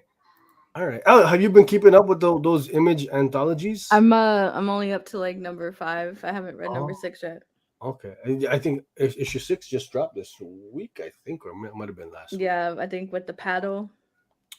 Yeah, I don't remember. Week in review, folks, where we're talking about some of our favorite reads that we've read. What did you ladies want to talk about? I mean, did we have a specific order or what's going on here? I can just show off some stuff. Look at that. It's a little book called Some More FaceTime, I guess. I still need to start this series. I'm so behind. Yeah? What ma'am? Oh, you didn't want the whole time? Okay. No. You did that. How great is this Declan Shalvey variant? Yeah, that's a great cover. Oh my god. Did you want me to? No, ma'am. You don't, ma'am. Ma'am. Minor Threats number 2. Mm. Ooh, this. Oh, I like that. Can you stop? Yeah, I don't. You want me to full screen to show off the covers? Okay. No, we'll see. Look at that. I got the foil version. Did you read issue number 1 of Minor Threats? Did I? No. Whole lot of fun. It's like a throwback to like the classic comic book stuffs. Hey, I grew up with Garbage Pail Kids, the trading cards. Oh, now you can zoom me out. Look at this. How great is this? I do want to see that cover. Now she's not gonna zoom me. Wow. Now I'm like squinting to see. There you go. Can you cover your face though, please? Thank you. There you go. I love that. Not you peeking. Stop peeking around the corner. Gifting it. But how great is this? I love it, man. Okay, you can take me down. Okay. I have a huge collection of the cards still, like a big tin that comes with the cards, and I love them. And I send them out with Christmas cards. Sometimes I send out like good ones. I had like the whole set, and I threw them out like so long ago. No, you don't gotta do that. Okay, well. But like, so I got a bunch of the Garbage Pail Kids covers. I think I got another one here somewhere. But yeah, there's the other one. Yeah, I'm all in on this series. I mean, yeah, this is great stuff. Great stuff. Mm-hmm. Yeah. Joe Love Comics saying the Minor Threats was fun. Love the art style. Need to read number 2. Yeah, I haven't read number 2 either yet. That's at the top of the read pile for sure. But yeah, number 1 was just. I think I said it when we discussed it when it came out. Number 1, like one of my favorite debut issues. It's fun, man. Great premise. Love the art in that one. And of course, written by Patton Oswalt, the comedian actor. Oh, co-written, right? Co-written, yes. Apologies, excuse me. Yeah. What did you read this week, Elle? What didn't I read this week? Everything. Didn't read anything this week. Junkyard Joe? Sure didn't. Did you? Geiger, baby. Geiger. Or Gigger, as they pronounce it in the UK, apparently. Do they? Joe, can you confirm? How do you pronounce it? Can you confirm? I'm just saying Joe's from the UK. I'll just to break up some of the Snyder talk here. My favorite book that I read this week was probably Dark Ride number 1. Joshua Williamson, Andre Bresson, Adriano Lucas. Why was it a picture of me? I don't know. I'll be back. Bye now. I'm about to add him back so we can watch him go to the bathroom because I think that's what he. And so Dark Ride. I really like that cover, the Little Mermaid. Yes, and all of the issues will have has a Disney homage cover.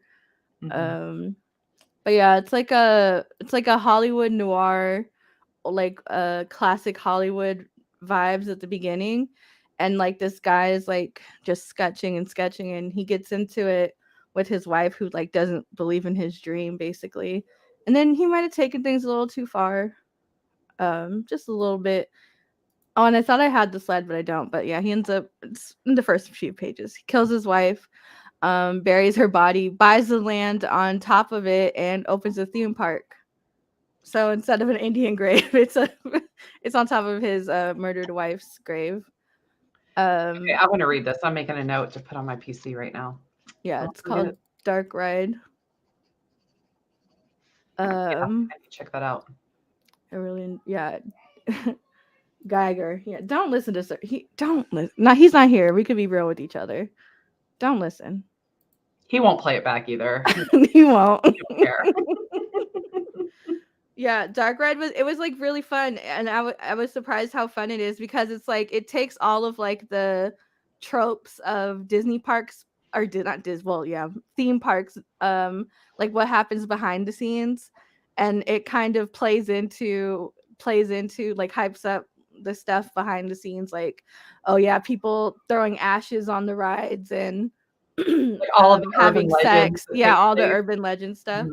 And so they have like the different parts of the theme park. There's Murder Mountain, Zombie Zone, Werewolf Woods, and it was just a lot of fun. And so basically this was kind of messed up though, because like they're trying to like play with his psyche, I guess, to make a new ride, trying to scare him. He's like a new employee, and the guy who owns the park, I forget his name, but his 2 kids are there at the park too to like kind of fight out who gets like the park when he dies or whatever, and their names are like Halloween, and she's kind of like a socialite porn star, and then there's Sam Hain. So it's a little on the nose with some stuff, but it's also like it was just a really good time. Oh no. You see the little guy down there in the background on the bottom panel? Yeah. I zoomed in. You're a weirdo. You came back right on time. Hey, that's a good looking character. I want to read this. He's like, ooh, I like what I see. That is so creepy. When you zoom back out and like it's still in the background, that's really creepy right there. Oh my. Jesus. God. Oh. Sergio, I said 2 jokes today. Let me get into. Get out of here. And then what was really fun in the back of the book is a map of the park. And I'm a sucker for stuff like this. Yeah, me too. And so it was just it was a good time. I really enjoyed it. I think it's gonna be a lot of fun. That's out of pocket. 100%. Thank you for trying. 100%. Elle. What's that? Yeah.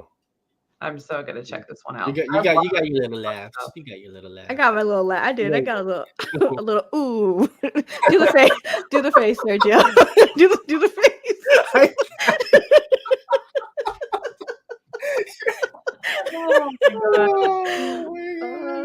And you know what? Shout out to you for always keeping your Instagram current.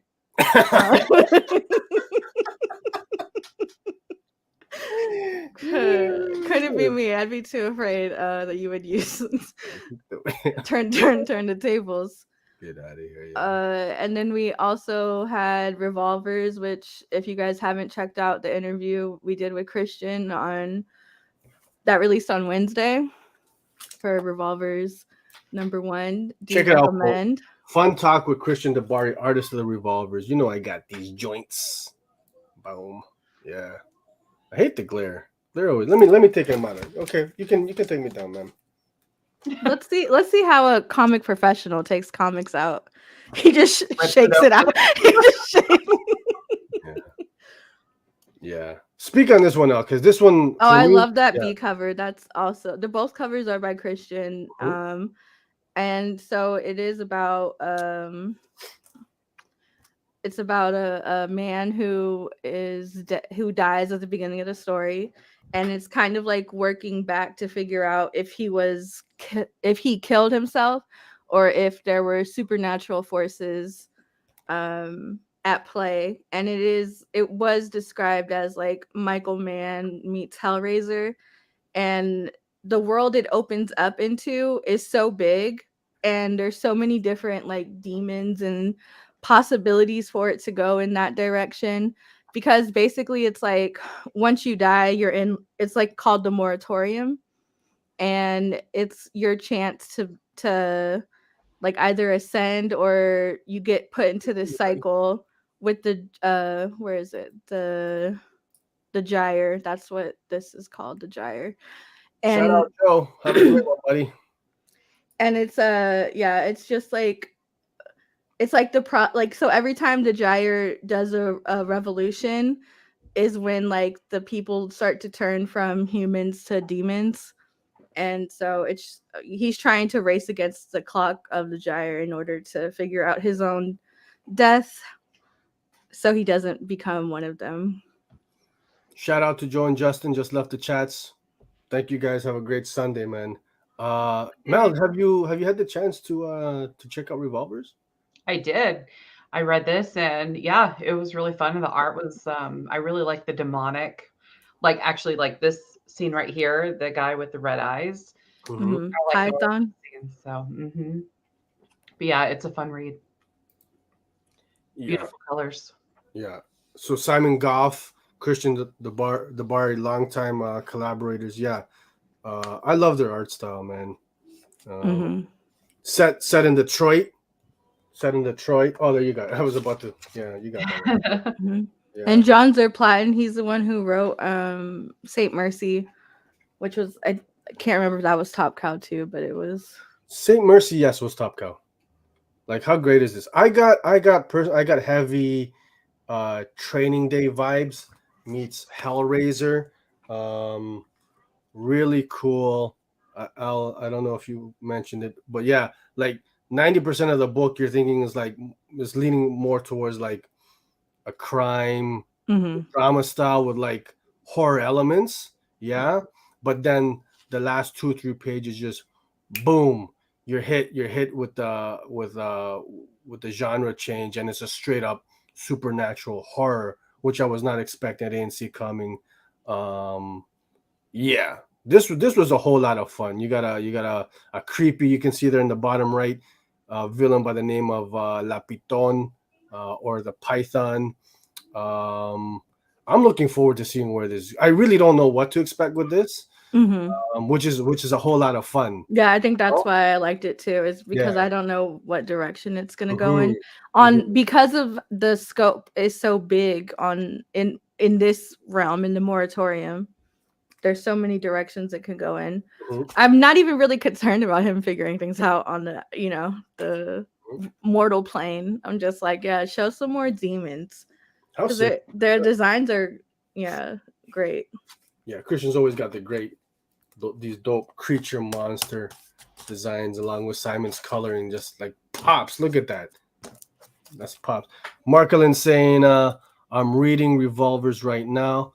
Hey, curious to see if it'll make the Pull Kings top 3 this week, buddy. Folks, keep an eye out on Monday. Every Monday, Markelin and Dragon dropping their top 3 reads of the week and expanding the content a little bit. Expect a longer vid, a little bit more detailed. Nothing crazy, but keep an eye out for that one. We're looking forward to that. And also dropped this week, Gun Honey Blood for Blood #2. We just got to interview Charles Ardai, which I think that dropped like on Monday. Another interview. Oh my gosh. We got mad content on the channel. Listen, this is probably the most intimidated I was before an interview, but Charles was the nicest guy. He was so funny. I got to embarrass Sergio a little bit. I made Charles Ardai laugh, and that's going on my resume. So yeah, Charles was great. Honestly, I think I mentioned it.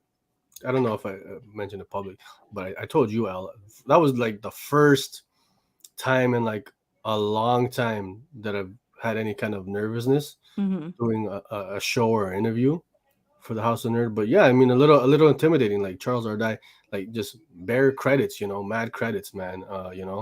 Award-winning novelist, and he's the founder of Hard Case Crime, and who do fantastic crime noir pulpy books and stuff. So yeah. What's Carlos saying here? If I had kids and they pledged me, I wouldn't be happy, but I'd respect the hustle. and you know what? I have to agree with it. If Jade right now was in there, mixing the tonic, pledging, I'd be like, you know what? Respectable. But you know what? I would at least ask for the decency to like let me know. You know what I mean? Like, don't let me be surprised. Stupid. Like, oh, I want a new Pokemon card, so I'm gonna let my mom. See, Jade, it better be for something good. Yeah, my boys I'd be worried about. But Jade, she's very like, I don't want to say conniving because that seems a bit extreme. But she's very much like me. She's gonna think it out. That one issue of 8 Billion Genies where it took them 3 wishes to make the one wish just to make sure there was no wording that could go wrong. That's gonna be Jade. But yeah, would she sacrifice me? I think I'm a cool mom. I sacrifice you. That's for sure. That's an on-site thing. Nah, we have an arrangement in the house. Like Jade, it's bedtime 8 o'clock, but then a wink. That means she could pretend to go to sleep and then get back up until 10:30. So I'm a cool mom. So. Do we have the? Here, let me get this. How do I remove that from the stream? How can we? What's going on here? Yeah, there you go. We got an appearance by who's that? What was your cat's name? Nina, I want to say. Mia. Oh, Mia. Oh, I love it. She's the sweetest, like ever. Yeah. Love it. House of Nerd with cats and kittens and all that good content, folks. We're here for it. We're here for it. Mia, is that from Pulp Fiction? Is that where you got the name from? Or? No, it's because she's such a timid, like gentle cat that when she meows, she just goes, Mia. Like super light, and so I'm like, okay, you're Mia. When I rescued her from the shelter, she was about to be put down, within 2 days, I think. So I love it. You know what? That's how I came across the House of Nerd show.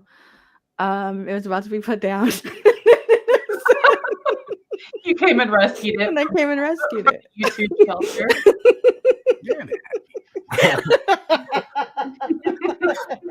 Oh, man. Sergio's faces are just.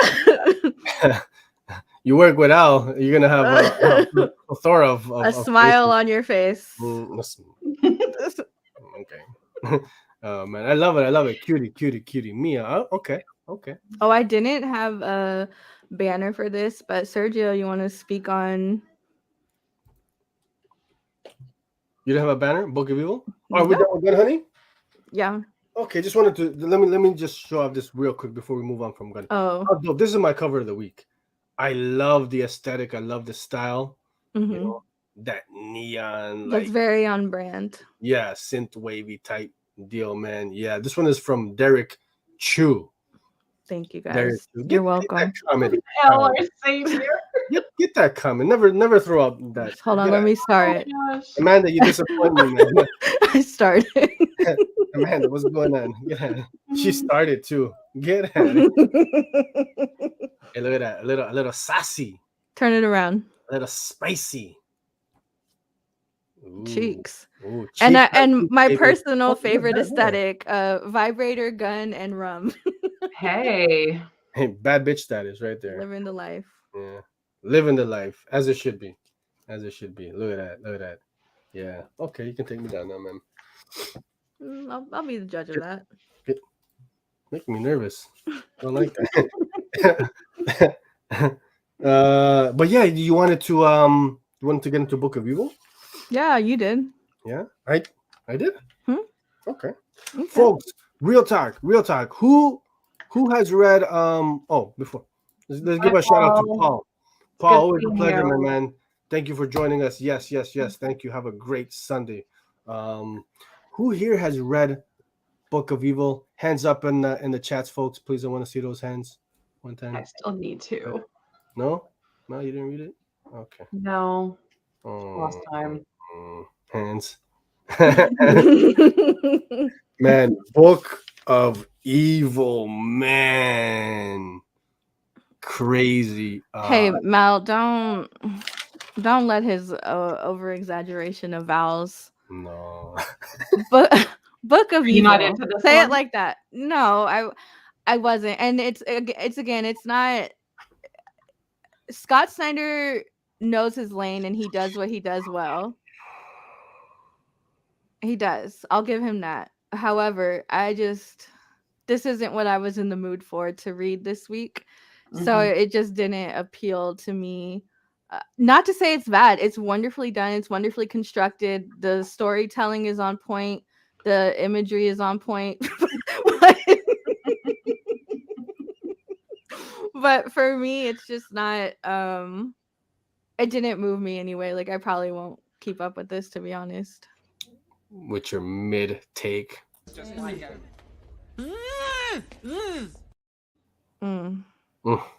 Get out of here.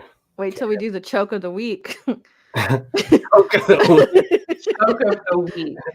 What is that? That new segment? Choke of the week? I might be into that. No, I was going to say, I'm honored. I'm on that one. we wait for Sergio to get something wrong, and then that kind of yeah. No, I hit him with the look.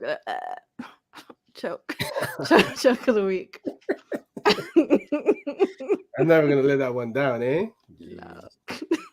Jeez. Book of Evil from Carlos. Yeah, thanks, buddy. Hey, hi. Good to see you in the chats, bro. Happy Sunday. I'll keep this one quick. Hey, Vochi, what's going on, baby? Did you read Book of Evil, man? But yeah, so it's the new joint from Scott Snyder and Jock, written in the prose style. The layout, the concept for the book is basically it's like you're reading a journal, right, from our main character. His name is Homer. This is set in the near future, I think like 60 to 100 years from now or something like that, where humans have how best to put it. So in this world now, when kids become adolescents, something changes, some chemistry changes in their mind that they lose all ability to like emphasize. So they become like psychos, and like basically anything goes, like murder and and violence and all this good stuff.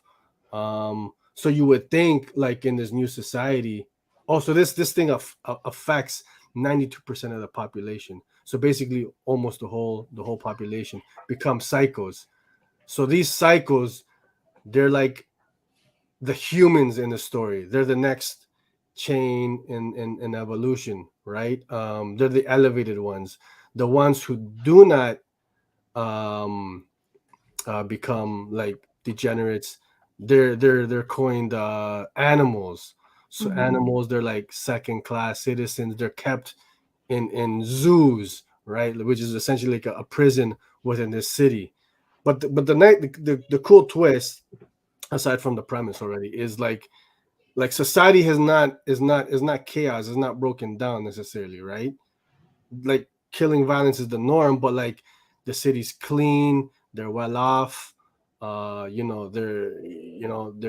not only surviving, they're thriving.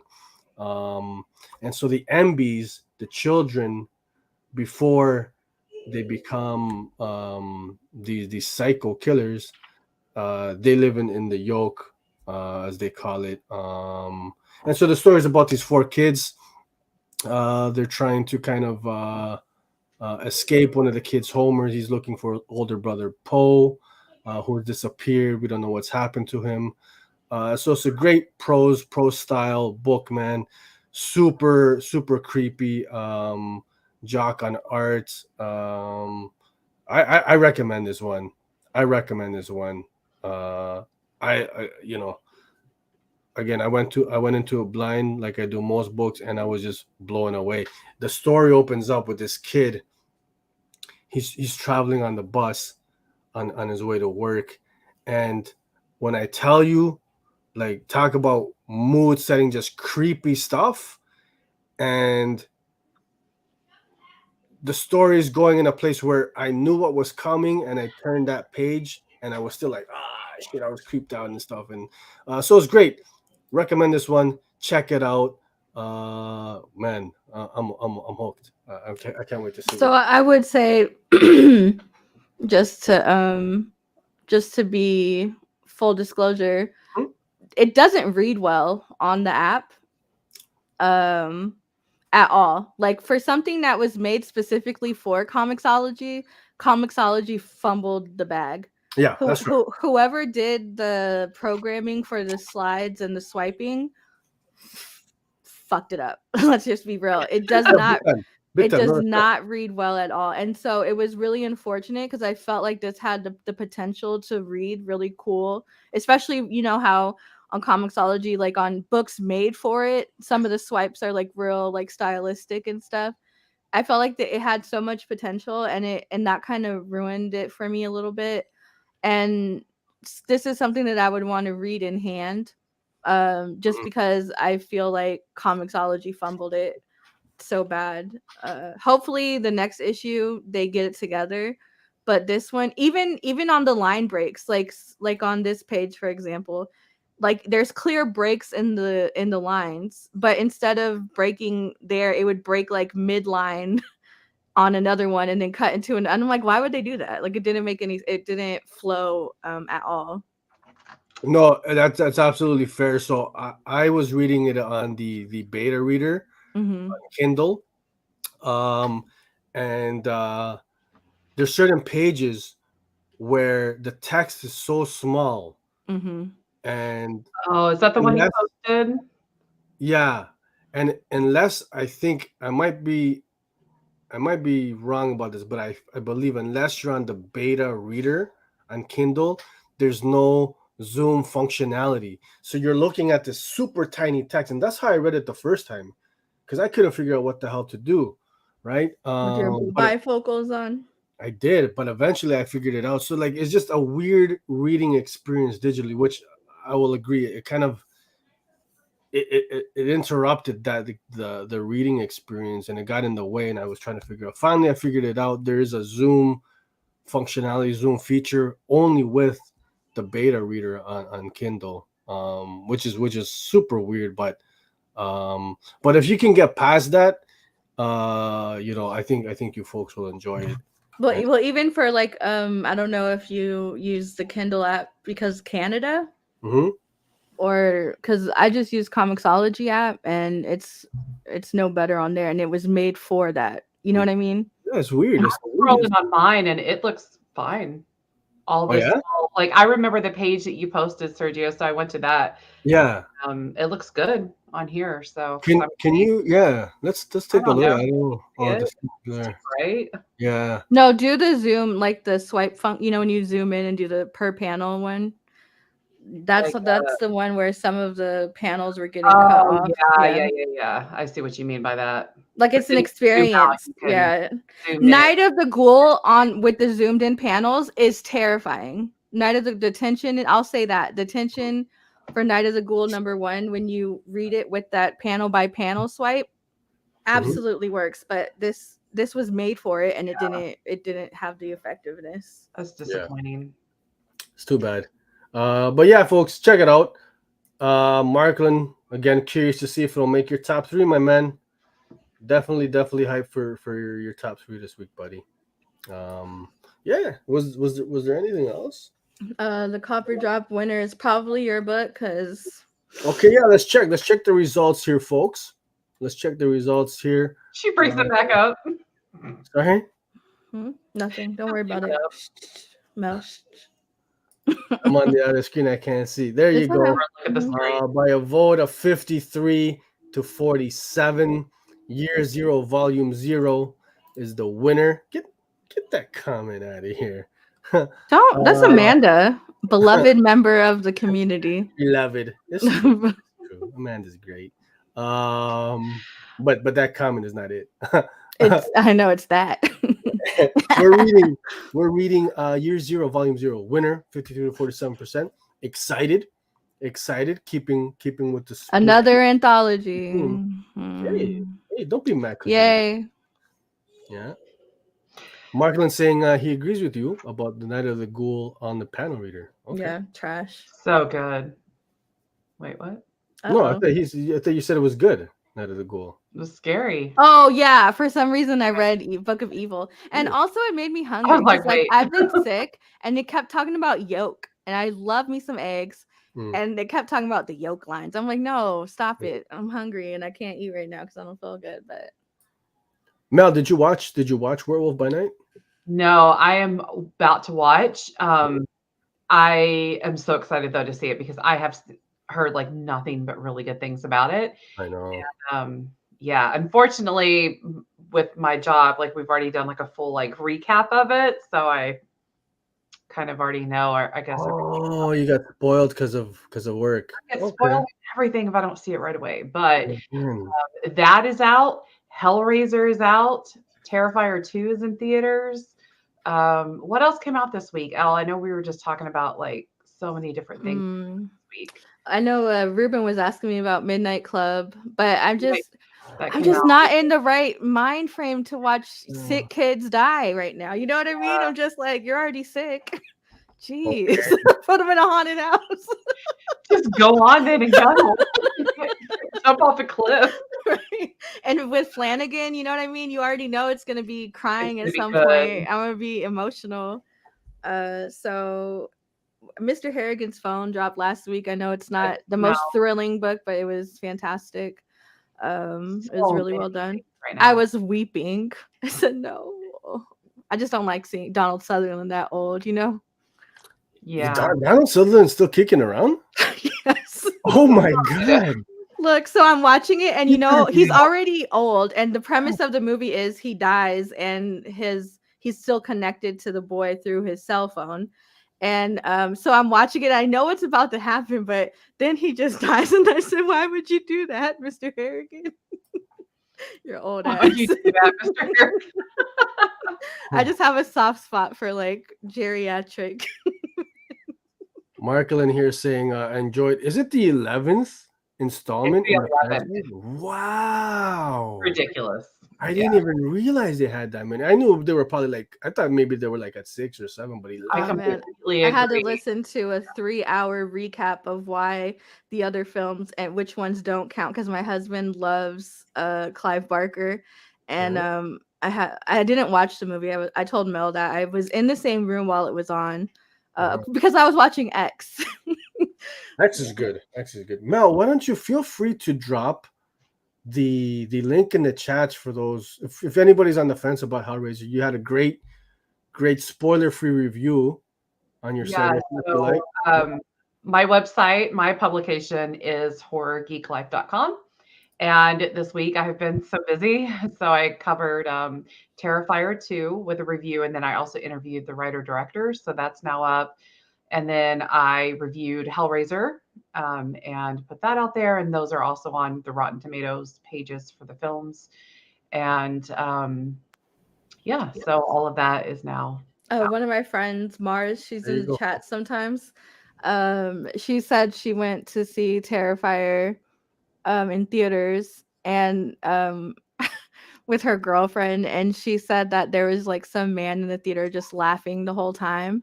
And I was like, how unsettling and uncomfortable a situation, especially for you to have to go out of your way to even find it in theaters, and then just to be cackling during it. I'd be like, laugh the whole time in like late at night, and I'm just like, I couldn't do it. I would have to call 911.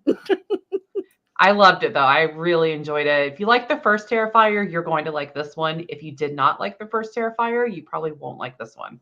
I don't think it's a film series for everybody, but it's like still like super hyper violent, but there's like a storyline with it now that he added into it. And I just think it's like really like playful, bloody, fun. It goes a little long. It's like 2.5 hours.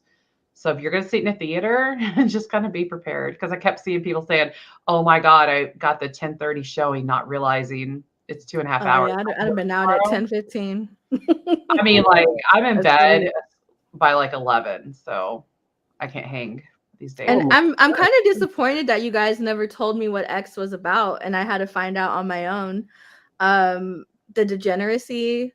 Wow, you don't pay mind to my social posts. I spoke all about X when it dropped. You didn't tell me to watch it though, so I did, ma'am. You didn't tag her. You didn't tag me. Sorry. Shout out to Inja. Hey, ladies, okay. Hi. Ladies, okay. And Inja and Sheena, they're doing manga reviews on their Instagram lives. They just did I Want to Eat Your Pancreas, which is one of my favorites. Also a cry tearjerker.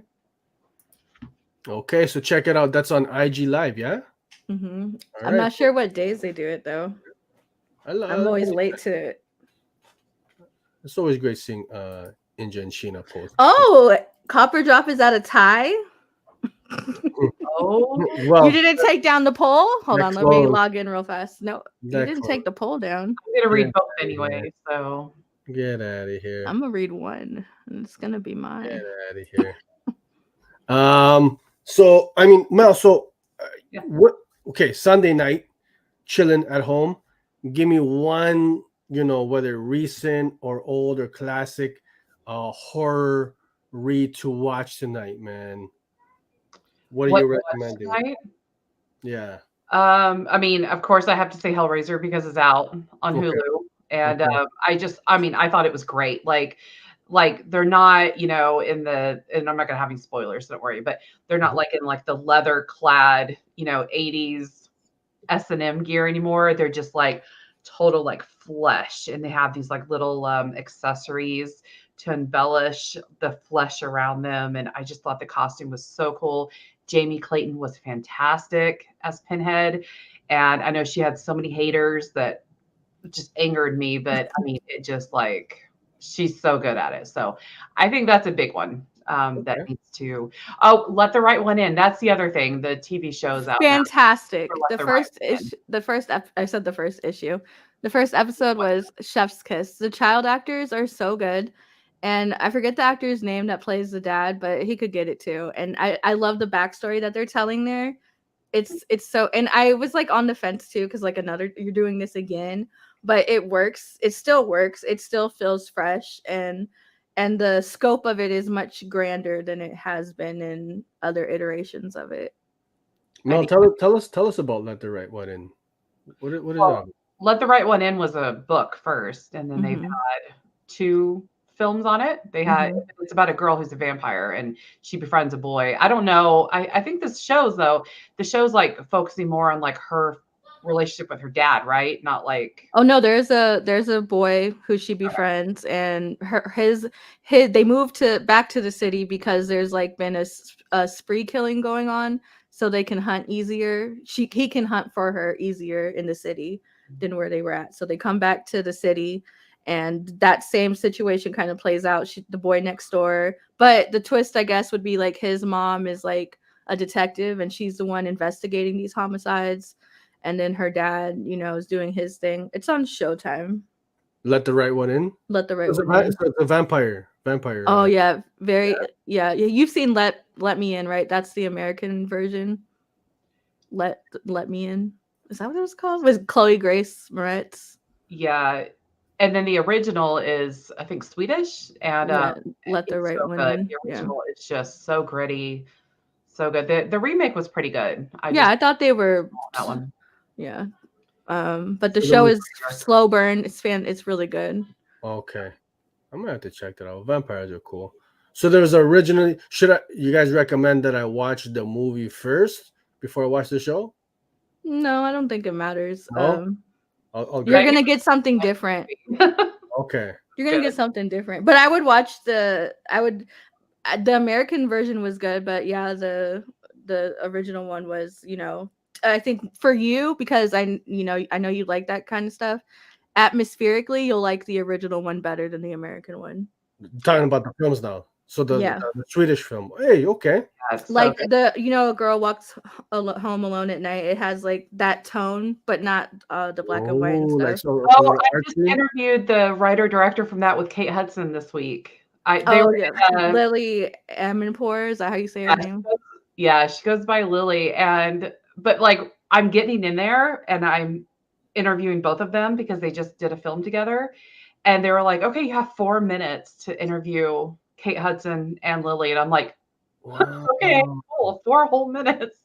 So I got in like one question, and I had to write it like an essay, interject like the quotes. Yeah, but they were so nice. So I'd have been gotten in chicken or fish. Just let them talk the 3 minutes. I was like, my head was like spinning, yeah. And then she's like, I want to see. Kate Hudson was like, I want to see everything behind you, and I'm like thinking, I have 4 minutes with you. You're like, not now, Kate. I was like, oh my gosh, just DM me. I'll send you pictures. No. Hey, that's great. So Mel, where can folks find that interview? So that one is on MovieWeb. So I'm an editor on MovieWeb, and I have my own team, but I also, as editor, I interview talent as part of my awesome job. I love it. But I just did that. And then on Horror Geek Life, though, I just did a bunch of interviews for Hulu's Halloween offerings. So that's going to be out this next week. I'll be like flooding with all of those interviews and reviews and stuff. So, and then figure drawing, yes. About the Hellraiser director, David Bruckner, is amazing. And like he just keeps proving himself over and over and over again. Night House had me sold. Night House, I did not care for. Yeah, I think that one was his weakest by far. Yeah. But The Ritual, oh my God. I was so excited. I love The Ritual. I was so excited for the Night House. And then I saw it and I said, okay, I respect what you did here. Yeah. But I don't like it. Yes, I love I Saw the Devil. I love Korean. Oh, you're asking Mel, not me. Yeah, don't be rude. Let Mel talk. Jeez. I love Asian horror. No, that one is really good though. I saw that one. I went on like a Korean horror kick like years ago, and I just binged a whole bunch of them, and that was one of them. So I'm gonna watch that. So I Saw the Devil. That's a Korean horror flick. Yeah, mm-hmm. I love Korean stuff. Oh, but you're in Canada, so where's that streaming? I Saw the Devil. Do you have Tubi? Yes, I do. There you go. Oh, sick. Okay, I'll check that out. All right, you guys coming through with the Rex. I gotta figure out a way. We don't get Hulu up in Canada, so any Hulu content is very difficult for us to watch. But I really want to watch the new Hellraiser. Man, I'll figure it out. Inja Bin just saying international horror is always better than American horror. Agreed. Hard agree. And Vivacrux Alakazam. Yeah, I like that. Don't post. I don't. Marcus, Why- that's why'd my you do brother. that? I don't, because I don't know what it means. So don't. We Oh, might that's your brother. Yeah. I was like, what's wrong with you? Like, you're like, I'm like, how you- I was like, you can't do that to the community. Get out of here. That's my brother. I don't know what he means. And It so doesn't matter. no, it does matter. I don't Get out know. of here. Don't be rude to don't be rude to the community. Yeah. I mean, I get what he's saying though. Yeah. And yeah. Yeah. Okay. Okay. That's Cool. so funny. And then yeah, for sure, Mel's doing big things with Movie Web and Horror Geek Life, man. Aw. And That's dope. I just adore 𝐬𝐿. So, and I love seeing the content on Instagram, and I don't keep up with like anime, manga or anything, but I still like seeing it all and supporting. And so, What is No One Gets Out Alive? What is this one here? What are you guys talking about? It's on Netflix. Is that good? I haven't seen Give him it. a chef's kiss, so Because I told you, like, I'm in a phase right now where I've consumed so much horror the last week alone that I'm kind of like, I watched The Mole all day yesterday in bed, and then I watched Celebrity Mole because I just needed something like something to not think too hard. Mm-hmm. Ruben, so what's No One Gets Out Alive? Hit me up, bro. Oh, it's like a boarding house. I asked Ruben. I'm sorry. Wow. Sorry, no, I'm playing. Go. See, we're about to boot. Did you see my face? Like, I know. I'm sorry. Let me. the only one that matters. No. You know how he the format he wants is. Stop it.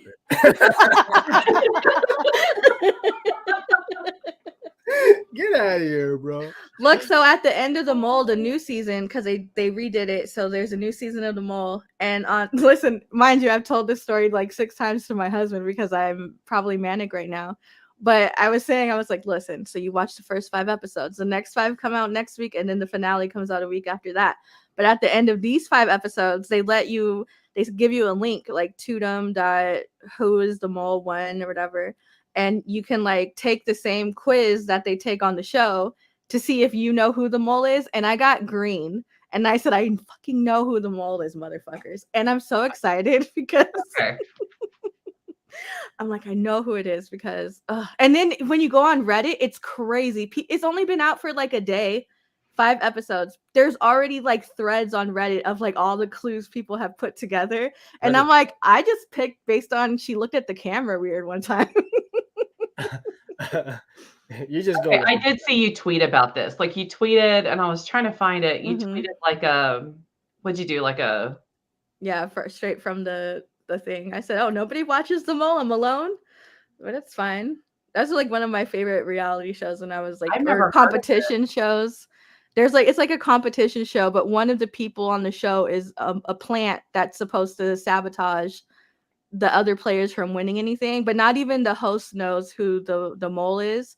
And so like you add money to your pot every competition, but there's one person who is like sabotaging the whole time. And so like they take these quizzes at the end of the show, and the person who gets kicked off first is like whoever is the furthest away from getting it right. And they're not allowed to say goodbye. They just have to leave. You can't say goodbye. You can't look at nobody because, cute like clues and stuff. So it's but it's interactive, and I think that's what I like about it. It's because you're following along at home. Wasn't this like originally out like years ago? I feel this is so they had a few seasons of it like 10, 15, 16 years ago. Yeah. And so this is like a reboot of I won't say too much. Mm-hmm. But yeah, this is it's a reboot with a new host, but they still have like 2 seasons of Celebrity Mole on Netflix, like with Ahmad Rashad hosting and Stephen Baldwin, and classic content. It's so stupid. Kathy Griffin. It's like it's so ridiculous. And then like Eric Von Detten, and I haven't heard that name in years. And so after I watched the Celebrity one from like 20 years ago, I Googled him because I said, whatever happened to him? He was supposed to be like the poster boy, like of the late 90s, like after, Jonathan Taylor Thomas and people. He's not even verified on Instagram. I said, geez. Who? Eric Von Detten. He was Mia's love interest on The Princess Diaries. Oh, sorry. No, but I have to look it up. Yeah. And no, Ruben, don't play into it. And then we're not talking about the mole anymore. Don't play into it. Avery is a cutie. They cut Sergio. You're an insider. You know they're giving her the underdog cut, and it's like, don't do that. She's not that. She's not it. His face right now looks so confused. I'm so lost. Yeah, I have no idea. Sergio, you know industry talk. You know when they do like the winner's cut, like when they're editing a TV show, a reality show, and there's like tells called The Hero. It's The Hero. I know what you're saying, but there's they do different the way that they cut it for reality shows. They have like the winner's cut. And it's like yeah, they're making one character look a certain way, but Avery, get out of here, Ruben. Ruben, hold on, I'm putting you back up just to put you back out. you are gonna star that one. Oh my god. Well, it's just, and you know what? It's reality TV. What do you expect? But like she's like a gamer girl, and like they're really leaning in. She's like, I'm a critical thinker, like, and I'm just like, girl, go back on Twitch, like go play a game. But it is and like some of the characters, they're real people, I guess. They're probably not, but you know, there's it's interesting. I'll say that. Such a hater. I've been looking for something to have like on in the background, just kind of like white noise type. Is this that kind of content, or do you actually have to pay attention to it too? Either or. Yeah. You can not be invested and still have it on, or you could be invested to the point where you have multiple threads on Reddit. Okay. So yeah, see, that's what I almost feel like. I don't want to touch that. Like it might be too like. No, it's like it's really fun. I think it's really fun. There's different like there different competitions, and the competitions are actually interesting. Versus like real world or like the what's it called, like the. Not like that. It's not like that. Yeah, exactly. Rabbit hole. That's what I don't want to do. Listen, I love me a good you know, you need a side podcast for all of this stuff, because I'm always like, I want to keep hearing like you like shit talk and gossip. Oh, please, because I do secretly watch all of the 90 Day Fiancés. And I love me some Real Housewives of Salt Lake City. Okay. Me telling my daughter about Joseph Smith. She's like, what's Mormonism? And I was like, let's sit down. Let's talk. I think I told you, Mel. Yeah, I do go down the rabbit hole. Friday night, we had talked about that. And also on Friday night, it was I think we were off the show at this point, but Sergio, she told me you were 48. And like... Hold on. Can you keep that face? you need to chill. I don't think it was on YouTube. I think it was after the show, but I don't even know how that came up. And I was just like, really? Like, okay. Do not, when it comes to me, Mel, please do not believe anything that comes out of this young lady's exactly, young. young at heart mostly. I mean, you're pushing 50, so get out of here. Okay, 48. Get out of here, bro. You got like 10 years on me, ma'am. Yeah, I know. I don't want to say under you, but I'm less than you. Okay. Oh man. Hey, we're pushing 2.5 hours. I think we can wrap it up. Mel. Yes. One more time, where can everybody find you? Check out all, because you're doing like big things. So where can everybody check out your stuff? So my publication again is horrorgeeklife.com.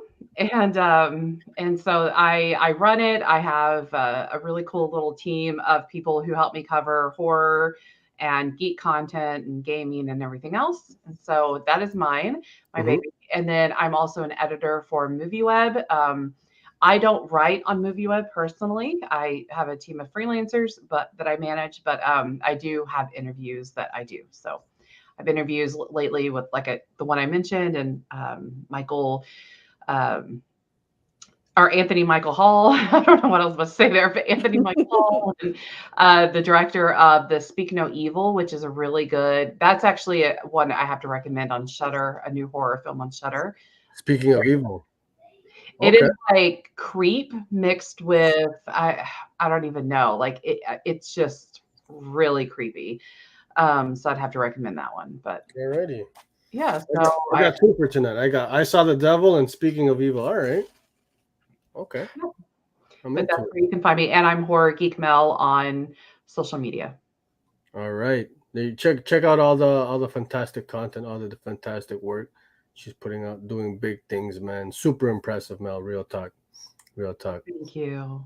Yeah, I gotta say before we get out, your hair is looking on point, man. I love that you like, even though teal anything teal related is hurting me. It's the color of the Mariners. And what happened with the Mariners? Get out of town here, Elle. What happened with the Mariners? Oh.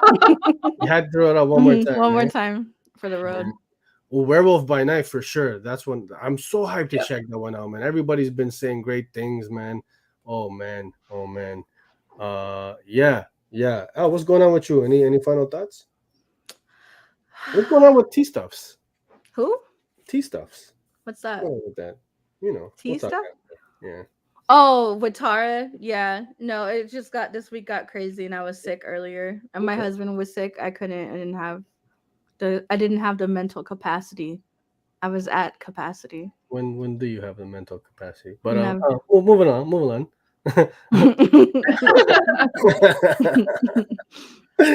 Oh man. Hey, I want to thank everybody in the community, everybody in the chats for hanging out with us every week, man. You guys make this show a blast. Mel, Real Talk, thank you so much for coming through and hanging out with us. It really is a pleasure anytime we can get you on. You're welcome back. Y'all doing awesome things, like for real. Like y'all are doing such good things, and so people really need to get behind the show and support it and back it because y'all are working hard, man. Thank you. And go Blue Jays, right? In the finals. You're trying to make me cry on live, eh? What is it? The 10th ending stretch? Is that what it's called? Also, a quick shout out. Fuck Stephen King for his comment. That was too soon. The Blow Jays. He called them that? He called them the Blow Jays. He's a hack. Name me one. Get out of here. He's a hack. He's never going to make it. How original. The Blow. Get out of here, bro.